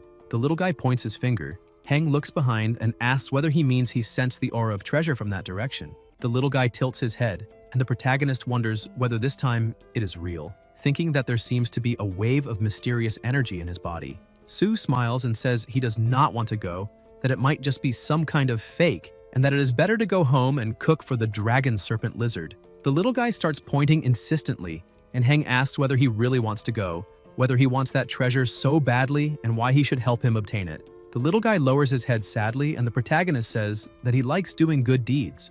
But for that, the little guy has to agree to one request, and the little guy becomes afraid of being made into a slave. Sue asks whether he is worried about that and explains that it is only to establish a spiritual connection, not to subjugate him. The little guy understands, and the two bump fists. Hang thinks that it is impossible to establish a spiritual bond overnight, and even if it is proposed, it is easy to be rejected. While establishing a spiritual connection is different, because as long as the other side no longer resists, it will not be difficult to gradually form the bond. Elsewhere, someone hands over a bottle. It is the attendant saying that the signed spiritual harmonium is there. The protagonist enters the place, and the attendant asks whether he wants a glass of the special drink. Sue replies that he is just visiting, and the attendant gets annoyed, wondering whether he is the type of person who goes to a bar at noon just to look around and mutters to 2 young men that this guy looks strange, maybe a foreign mercenary or connected to those soldiers, asking whether they should check what he is doing there. Hang asks what that is and whether it is a treasure hunter or a junk hunter. He comes across items that look extremely old until he notices something and thinks that it cannot be the transformation color stone mentioned in the ancient dragon code. The journey of beast control and dragon transformation is filled with hardships, and the demand for evolution materials is almost absurd, with transformation color stones being the core materials required by extremely powerful dragon species on the path of transformation. And he never imagined that he would encounter something he barely even dared to hope for, all thanks to the treasure-hunting beast, which truly is a mysterious existence. The attendant asks why he is standing there in a daze and whether he is a guest or here to cause trouble, and Hang replies that he wants a price for that stone. The attendant asks if he wants to buy that landscaping stone and thinks that it is true the boss found that stone in wilderness ruins, but even after searching it, many big shots found it useless apart from being pretty, so it was considered a landscaping stone and placed in the shop as decoration. But if he said that out loud, other customers would feel the shop had no taste. The attendant says that thing is so precious and invites him to have a drink before leaving, saying that he cannot afford it, and the protagonist tells him to name a price.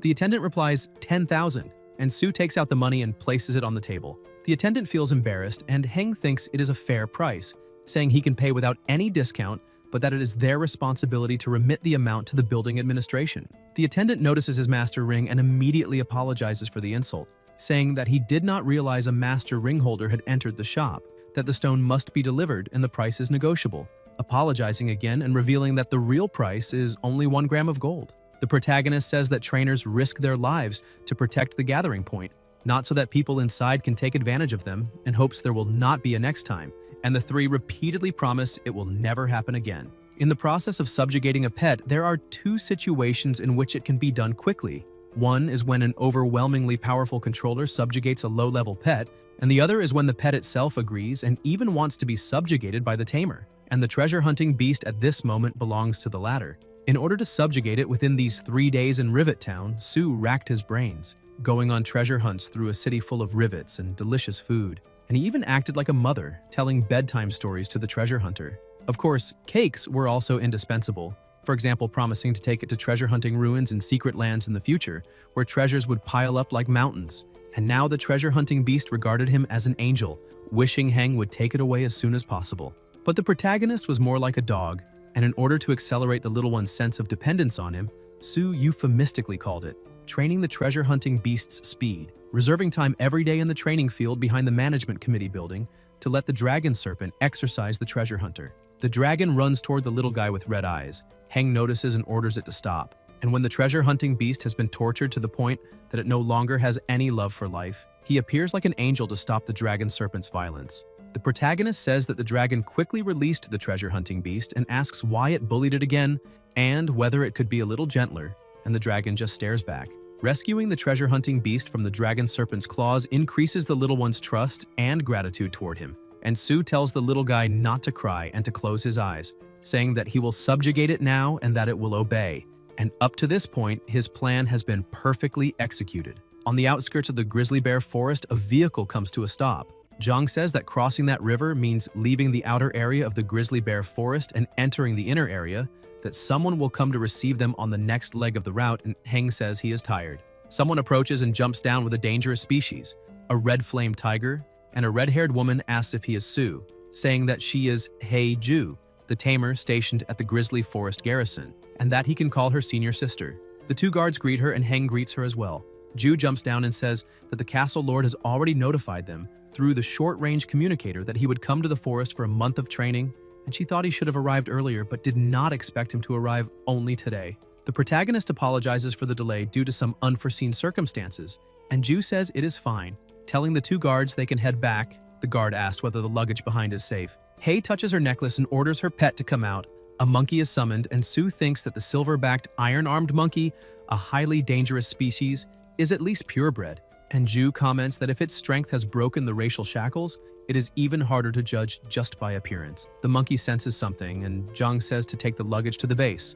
Hei mounts the tiger again, and Heng says there is no need, then summons his own pet. Ju is surprised and says that he truly deserves to be proud, the professor's junior disciple, whose first tamed beast is already an extremely dangerous species, and she wants to see how capable he is, because riding and fighting are completely different matters, saying that this one was also pretending to be weak at the start to deceive them. Not all bears can master this ability, which instantly increases strength and defense. And with this, the dragon is no match for such an enemy. So Jen says it is time to interrupt the challenge. The protagonist replies that in his mental world he has not yet received any request for help from his pet and chooses to trust it. The bear becomes even more enraged and charges with full force. The dragon releases its mana and flees, but the bear is too fast, and Jen says that at that speed the pet will not be able to escape and will end up seriously injured. The bear leaps, the dragon hesitates for an instant, flicks its tail, and activates the second phase, Stubborn Stone, causing a massive impact that strikes the opponent and knocks the bear down, sending it rolling away, while the dragon watches until the bear stops rolling and lies motionless on the ground. Lin remarks that it is a foolish bear and asks why he has never encountered such a stupid one before, and Su replies that it was just luck. Jen adds that with Heng's current spiritual energy, he cannot remain airborne for long, while the protagonist is hanging from a tree. Lin whistles to summon his own bird. The eagle grabs the protagonist by the shoulder and places him on the ground, and Jen says that, as expected of the master's disciple, from what she saw in today's battle, he has clearly put in a great deal of effort training his pet. Lin summons the lotus hat, a plant-type healing pet that roots itself into the ground to absorb nutrients and recover injuries, and the lotus hat begins to heal the bear. Jen explains that this is also one of the forest challenge rules. After the battle, it is mandatory to heal the bear, otherwise they will be attacked by an entire group. Su gives his thanks. The bear wakes up and upon seeing the two pets, immediately assumes an attacking posture, but Lin tells it that the battle is over and that if it wants to fight again, It will have to put another bear energy fruit into the wager. The bear leaves dejectedly and Heng watches, surprised and confused, while Jen tells them to follow the animal, saying he will understand better if he keeps watching. The bear walks until it reaches a fruit tree, picks a fruit and places it on the ground, drooling all over it. The dragon watches, picks up the fruit, and the bear bursts out laughing. Lin comments that Ju probably already explained that each area is guarded by a bear, and within each territory there is a small tree that produces the bear energy fruit, right at the center of the ring of trees, which is the bear family's treasure. The protagonist asks whether that is the bear energy fruit and says it is much smaller than he imagined, asking how it should be used. Jen replies that it is meant to be eaten, and that once harvested, the energy begins to evaporate and disperse within minutes. So if there is no special preservation method, the best option is to eat it as quickly as possible. Su tells his pet to open its mouth. The dragon remembers the bear spitting on the fruit and makes a disgusted expression. Heng asks what that look is and states that it is an incredible fruit, then asks his senior brother if he has water. Jen asks whether he plans to slice the fruit later, and Lin, laughing, washes the fruit with water. The protagonist orders the pet to eat it, the dragon swallows the fruit, and Jen warns him to prepare, because as soon as the dragon fully absorbs the energy of the bear fruit, they will depart immediately. Otherwise, a great deal of energy will be wasted. Su asks what he should prepare for, and Lin summons the owl lion and the rock python, calling both out, while Jen tells them to stay alert. Heng thinks that absorbing the bear energy fruit is truly not easy, and thanks them for standing guard. Lin explains that the bear energy fruit can be preserved, but usually by the time one returns to the base, it is already too late to consume it, so it must be eaten right there in the dense forest. And if there is no beast strong enough to stand guard, the best option is to find safe, hidden places like tree hollows or mountain caves, saying he will get used to it after experiencing it a few more times. The dragon stands at the center of the magic circle and the protagonist calls out to it, while Jen says that the fruit's mysterious energy will transform the biological body and even the cells at an abnormal speed, which will certainly trigger a strong stress response in the body.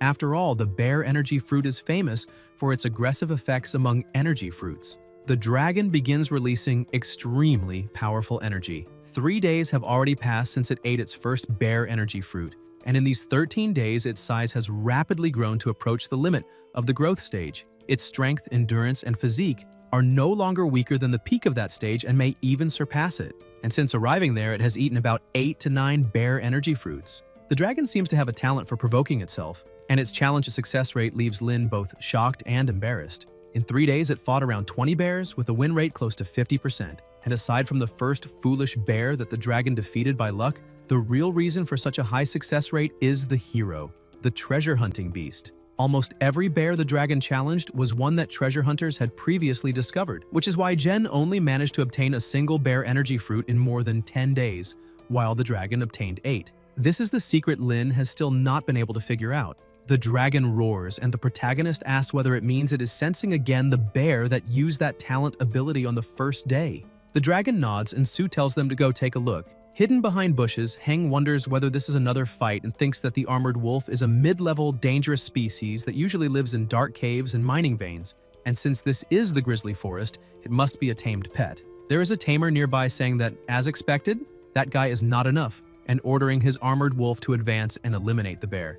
The protagonist thinks that the heavy armored wolf has no weaknesses, that it is a powerful special danger species, comparable to a weaker high-level dangerous species, and far stronger than Ju's red flame tiger. That wolf is in perfect stage and well-maintained. It charges at the bear, strikes it, and knocks it down with a single blow, and Su is shocked by how easily the bear was defeated. Brother Huang had already said that Black Lantern Castle is a force that has existed in this wilderness for 100 years, and that in the process of development, battles and conflicts are inevitable, so some enemies naturally emerge. The force hostile to Black Lantern Castle appears to be made up of tamers, who control heavily armored wolves, because they dominate a habitat of armored wolves just as Black Lantern Castle controls the grizzly forest, though on a smaller scale. Their appearance in the forest is no surprise, and they must have come for the bear energy fruit. Su wonders how they plan to preserve it, knowing that not even Black Lantern Castle has fully grasped the sinister method of harvesting energy fruits. The masked tamer approaches the fruit with a syringe and injects something into it, and Heng wonders what that is. The protagonist notices a scout beast above them. The tamer continues applying the liquid until he hears a sound and, annoyed, mutters that he never thought a rat would be hiding there. He calls his pet to take a look and mounts it. A few minutes later, the tamer is chasing after the dragon, with Su riding on its back.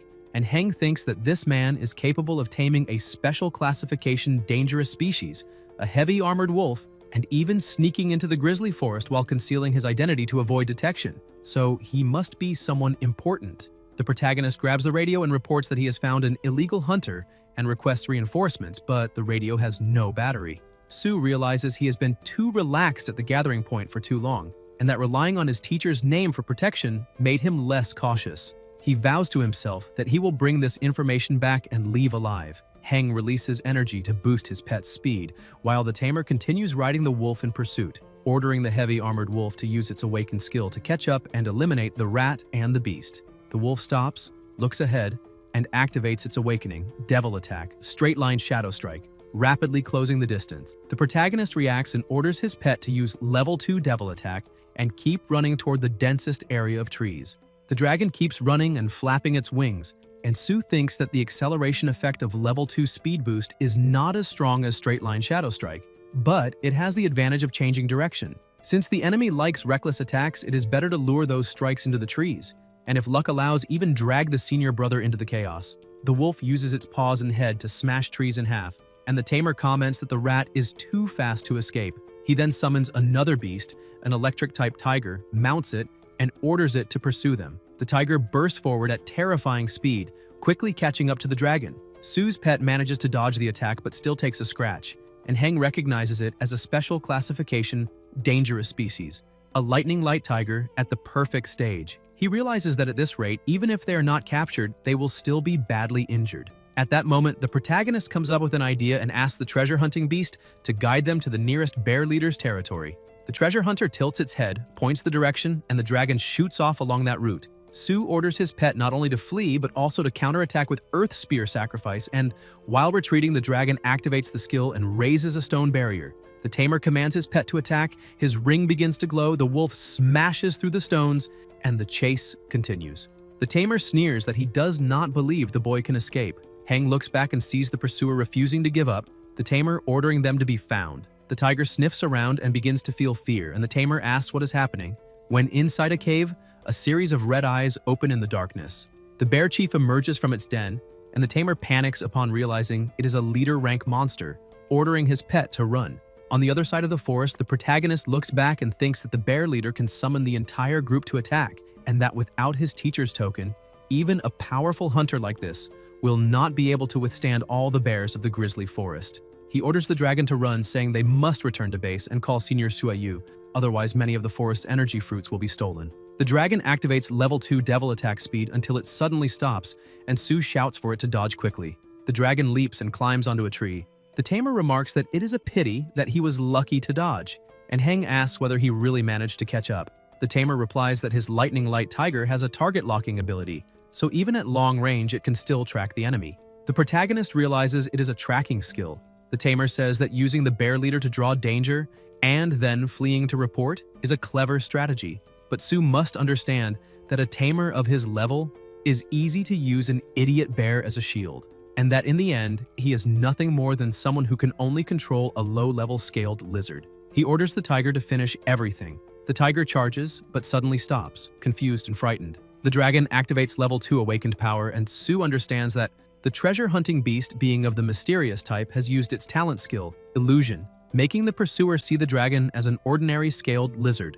Although the dragon's power cannot completely restrain the tiger, it is enough to buy a few seconds. Fortunately, he had prepared a smoke bomb using residue extracted from dense black grease, and now it finally proves useful. The explosion erupts, smoke spreads, and the dragon shoots away. Heng says this is their last chance. The tamer shouts that Sue is still trying to escape, swearing that he will be finished today no matter what, and orders his tiger to use Lightning Dash to catch up and kill the trash first and the beast afterward. The tiger leaps, about to strike, but someone with a glowing ring activates a Level 6 fire defense skill, Fire Guardian. It is the protagonist himself who raises a barrier and hurls the tiger away. Sue wonders since when Fire Guardian could directly protect him and why no one told him earlier, complaining inwardly that he nearly died of fright. The tamer says that skill is normally mastered only by high-level dangerous species sealed in a special ring, and that such a ring is rare even among tamers. Not even he possesses one. So he demands to know who Sue really is. Heng ignores the question, asks his pet what it is waiting for, and orders it to run. The tamer snarls that Su still wants to escape, that no matter who he is, he will not have a chance to report anything, and that he will have to show himself eventually. A white lion is summoned, and the protagonist asks how many tamed beasts he brought, saying this is unfair. The tamer replies that it does not matter who the master is, he will definitely kill him today. The dragon stops, and the tamer asks whether it will not run anymore. Su asks whether he recognizes that tamed beast. The tamer looks up in shock and realizes it is the green hummingbird, Lin's scout pet. Jen approaches with her pet, leaping onto the ground, and demands to know who dares harm her junior brother. The tamer asks whether she also dares to stop him. Lin replies that he will not only stop him but also kill him. And Jen says, "City of Sinful Fire, trash." Hang recalls that he has heard of them before. The full name of the City of Fire is the Sinful Fire Gathering Area, also a large-scale gathering place with deep and exceptional foundations, and it has always been hostile to Black Lantern Castle. Unlike the Grizzly Forest, their leader appears to have a deep connection with the wolf leader, which explains why their main force of tamed beasts is of the wolf type. The tamer says they are becoming more and more arrogant, but doubts they can do what they claim. All of the tamer's beasts charge forward as he declares that when Su is about to lose his life, he wants to see whether he will still be so arrogant. The beasts surge ahead. Lin smiles and says he will find out whether they are capable after he's eliminated. Jen summons her python, which releases its power and flings the wolf away, and the protagonist calls out to his senior brother. The wolf is struck in the face. Lin summons a flame and heat avatar that slams into the wolf and hurls it away, and the tamer looks on in shock. That is a flame and heat avatar with poison, martial, heat, magic, and charm attributes, a special classification dangerous species. Su realizes that his senior brother planned this from the start. When he summoned the python, he also summoned the flame and heat avatar, but concealed it with a magical stealth skill, preparing an ambush.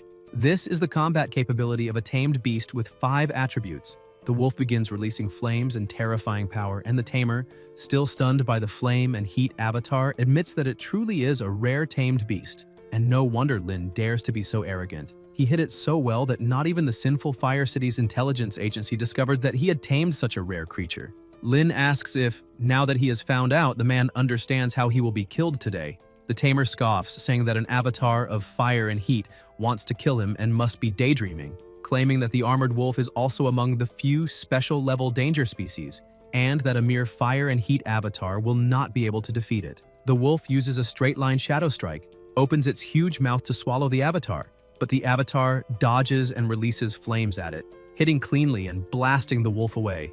The protagonist is shocked, wondering if his senior brother is really that strong, and the tamer says that power is terrifying. He asks if Lin thinks he can seriously injure his heavy armored wolf, ordering the wolf to reapply its armor. Jen orders the avatar to make him feel even more pain and use Heat Fist, crystal form. The avatar's strength surges and the two charge together, their blows colliding in a massive explosion. Flames spread around the avatar with tremendous energy. The tamer admits it is incredible, saying that, as expected of a rare tamed beast like a fire and heat avatar, it can master both classification type and awakened type skills, and no wonder it managed to heavily injure his heavy armored wolf. The tamer then summons another beast, a red-scaled beast, and Lin asks if he thinks that trash can help him defeat him. The tamer replies that he does not need to defeat him, only stall him, because people will naturally arrive to kill Lin.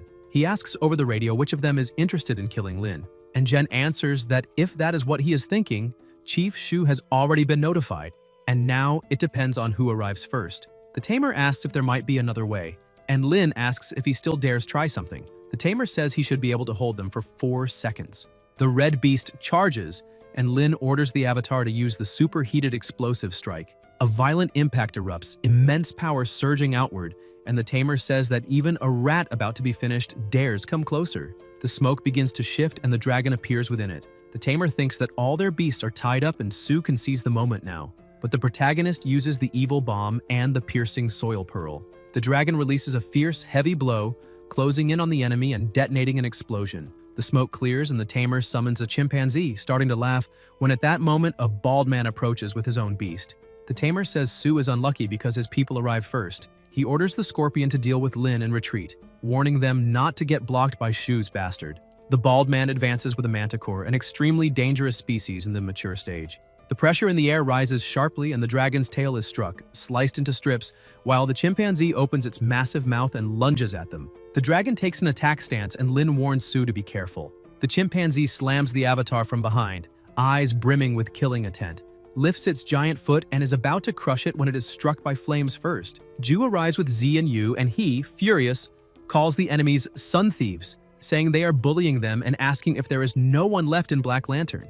The bald man asks if Yu should not be in Rivet Town and how he could arrive so fast, and Z replies that if Lao had not been there, they would not have gotten anything done with those tricks, and that everyone will have to stay there today. The Tamer says that since their grandpas dared show up, they must be prepared, and orders them to bring out the final trump card, telling them not to hide anymore. The bald man explains that the creature was kept as a secret weapon against KE, but this time it will be used to bury those 4 bastards. He says 4 Tamers will die at once, including 3 high-level ones. And even Joe, the Lord of Black Lantern Castle, might not be able to bear such pain. The chimpanzee opens its mouth, releasing a deafening sound, and Ju says it is a super dangerous species and that this is a huge problem. The chimpanzee charges, but is struck hard in the stomach and hurled away with a thunderous impact. Everyone is stunned, and Hay says that is Chief Shu's main force, and that beast is a terrifying dragon. Z comments that it truly is the most powerful, super dangerous species in a completed stage among them all, and the golden-backed steel-armed ape was finished in 2 blows. The terrifying dragon opens its enormous mouth and lets out a booming roar.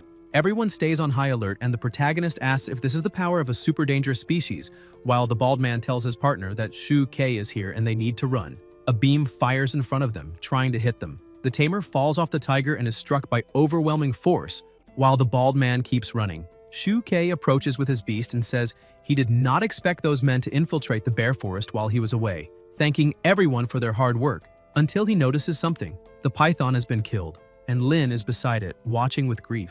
KE asks who did that, and Sue answers that it was the out-of-control Earth Dragon of that sneaky bastard from Sin City. Shu orders everyone to be taken back to base to rest. Ju says she understands, and KE leaves with the dragon, telling them to leave the rest to him. Later, elsewhere in the forest, 4 people talk, saying that the plan that seemed foolproof was ruined by a little bastard, and that Lei, Tu, and Ma did not escape and were probably all finished by Zhu. The masked one curses, saying those intelligence agents should be hanged because they did not even find out that Shui and that kid were in the grizzly forest, so they only tried to avoid Lin and Ju. The partner beside him says it is too late to talk nonsense. The operation has been discovered by KE and the mission is declared a failure, and the best thing is to send the news back to the gathering point so they can prepare in advance, because hiding is not the kind of gathering point that takes a loss and does not retaliate. 2 of them agree and ask about the other, and the bald man tells them not to worry about him, that he can decide for himself. They fall silent for a moment until they hear a commotion. They ask what happened, and KE bursts out of the bushes with his beast. They stare in shock when they realize it is KE, then turn and run. Back at the grizzly forest base, many beasts lie finished, and Shu says that most of the intruders were eliminated, and that 2 fish slipped through the net, but it is not worth chasing them. Ju comments that if they are transferred off the mountain, it will be dangerous. KE says he took a quick look at each area, and the losses this time are not that great. There are hundreds of Xiangli fruit trees in the grizzly bear forest, but only 1 out of every few dozen was harvested, less than a 10th. On the other hand, the bears killed and wounded nearly 100 invading creatures, which is a major loss for the entire grizzly group. The owner of the grizzly bear forest, the bear leader, will certainly be furious when he finds out, but they will not be held responsible for the later consequences, because Black Lantern Castle will launch revenge against the City of Sinful Fire to give the grizzly forest's owner an explanation. As for the individual losses, KE acknowledges that Lin's losses were not small. He promises to report the truth to the castle and try to compensate him with a super dangerous cub of excellent qualifications. Regarding Ju and She, the timely support from both will be considered a meritorious service and properly reported to the higher authorities. Yu thinks to himself that it was fortunate they did not investigate why the young master left his post without authorization and remained in Bear Forest. Shu then asks why he was not in Rivet Town and what he was doing there. She replies that he came to support Lin and Sue. Ke tells him to stop pretending, stating that he has no patience to argue about that and that he will take him back to Rivet Town immediately and make him stay there. Shu leaves awkwardly without arguing. Shu comments that the plan of Sinfire City being thwarted this time was mainly due to Sue and Heng, and that both deserve credit. He believes the Castle Lord will be very satisfied and will not hesitate to reward them. Since they are in Grizzly Forest, they cannot ignore the achievements obtained there. Shu suggests that the base warehouse has many valuable items, and that he can choose 1 or 2 as a reward. Sue replies that if Lin had not arrived in time, even though the enemy's plan was ruined, he would probably have lost his life, and that it would be better to transfer this reward to his senior brother. Ke smiles and says that it is a good thing to see two juniors so harmonious. He assures them that both are indispensable and that Lin's rewards and compensations will be decided directly by the castle lord, so there is no need to refuse them. He then tells them to prepare, as he will take them to the warehouse. Sue asks to wait until the next day, claiming that it is not very convenient at that moment. At night, elsewhere, Heng comments that after reflecting for a long time, he has finally reached a conclusion. If one is to choose a treasure, it would be a waste not to consult the ancient records. He says that the final destination of beast tamers is always the same, to turn their beasts into dragons, reaching the top of the food chain. However, the journey to become a dragon is extremely dangerous and requires countless precious materials to obtain a tiny chance of success. In this context, the cost-benefit ratio of the treasure hunting beast becomes even more evident, because a treasure hunting dragon beast would have a much higher probability of obtaining evolutionary materials. Just as there are various ways for a scaled lizard to transform into a dragon, there is also more than one path for the treasure hunting beast to evolve. However, while lizards have dozens of evolutionary routes, treasure hunting beasts have only 9. 8 of them depend on the bloodlines of other dragons. To preserve the ability to obtain treasures, there is only one option: evolve into a treasure hunting dragon beast, still under the dominion of the mysterious system. Sue opens the ancient book and decides to wait until dawn to go to the warehouse in search of treasures. The next day, at the Grizzly Forest base, he asks if he can already go to the warehouse. Ju replies that the chief asked him to inform them that a border observation station happened to discover traces of a Sinfire City supply convoy the previous night. Without wasting time, the chief departed immediately to destroy it. Ju comments in an ironic tone that if only it had been finished yesterday, and that now the reward will have to wait for his return. At that moment, Heng has a sudden idea and tells his pet that he has just thought of something important. The dragon is confused, but the two leave quickly. Hei observes the scene and complains, asking why he spends the whole day grumbling. In the forest, Sue walks with his pet by his side, reflecting that Hei washed Chi, which made him remember that the bears of Grizzly Forest probably never received proper care. After the recent invasion, many of them were also injured. He recalls that the ancient dragon code contains an appropriate recipe for bears and that, using the treasure hunting beast, he can find docile individuals. Sue concludes that no one said the only way to obtain Xiangli is by fighting. He calls his pet to make use of the remaining time in Brown Bear Forest and move on. The dragon, still confused, simply follows him. Under his leadership, relying on the treasure hunting beast, the dragon lizard, and the special formula of the ancient dragon code, one person and 2 beasts go through another abundant harvest. They heal a brown bear again and even give it a bath, obtaining a good reward: 3 complete Xiangli fruits and some rare bird eggs, all handed over to the dragon serpent lizard. At night, something unexpected happens. The bear assumes an attack stance and activates a level 4 illumination skill. Heng watches carefully and says that, since the food was delicious, the bear wants to repay them with a battle. The dragon also takes a combat stance. The bear charges, but the dragon attacks first. Sue comments that it is a pity since his pet's broken tail has not yet recovered. The bear hits it head-on, knocking it down and pinning it. Sue tells his pet to admit defeat, reminding it that the injury has not healed yet, but the dragon insists on fighting.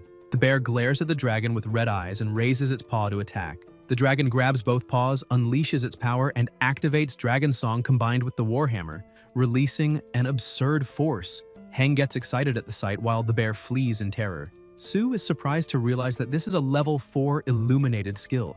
He approaches his pet, strokes it, and says he did not expect it to be so talented in Long Wei, reaching the 4th level of illumination. Fragments of the dragon's skin begin to fall off, which makes Heng worried. Suddenly, an overwhelming energy is released.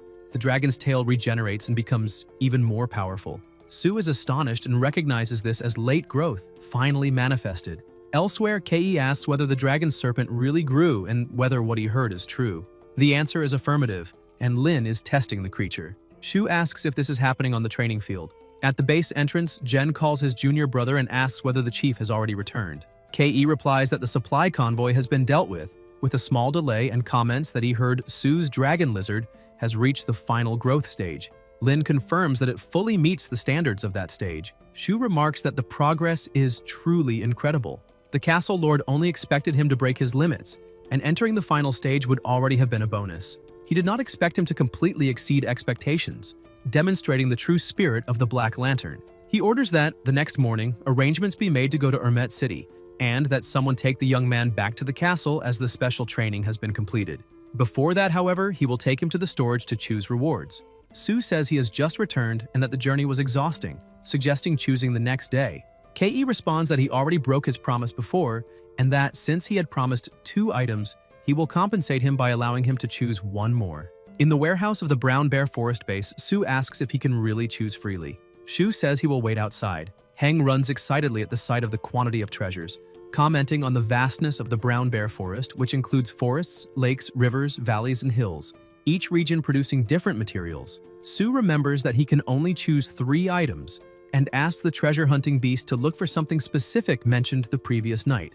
If they find it, he will help it evolve into a treasure-hunting dragon beast.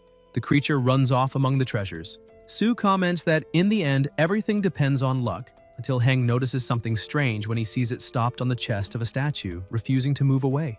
In the city, people carry boxes back and forth. One of the men holds a piece of paper and warns them to be careful with the pilot master's baby. Lin comments that Chief Shu recently eliminated several gathering points of Sinfire City, and that, judging by their style, revenge is inevitable, so it is best to double their vigilance on the road. Shua asks what he's talking about and who exactly is being looked down on, stating that now that Su has arrived in Rivet City, he has entered their territory and they can guarantee that he will return safely. Jen replies that then everything is settled, as Chief Ke still has matters to handle and welcomes the junior brother to return to the forest whenever he wishes. Heng says he will certainly return and thanks them for the care during this period. Yu comments, somewhat irritated, that they have already been sentimental enough and that they will check the firepower unit again as they are about to depart. The target is the Black Lantern's meeting point and everyone responds that they understand. In Rivet City, a hooded woman states that the information has been confirmed. According to a local informant, that day, a group of guards would escort an important person to the Black Lantern stronghold. From the descriptions, it is the little problem protected by the Ring of the Fire Guardian, someone capable of interfering with the operation. The bald man says he also received news that Lin has already left Armet City and that now all that remains is to wait for the escort combat of the Little Mouse. They decide to ambush the group in that valley. Hidden among bushes, they observe vehicles passing by. The bald man snarls that the cursed rat has developed a special taste for escaping death, and that the hunting team exists solely to make him taste the fear of being finished off. He guarantees that this time, he will make the man watch his own brother die. Suddenly, an explosion echoes. The bald man asks what happened, and Lin appears from behind with his avatar, telling him to stop hiding. He says that the 2 companions have already been massacred by Shu, and that, as for him, he will handle the job personally. The bald man panics and says that it is impossible. Jen tells him to look more carefully and asks whether Su's team deliberately stopped at the entrance of the valley without entering it.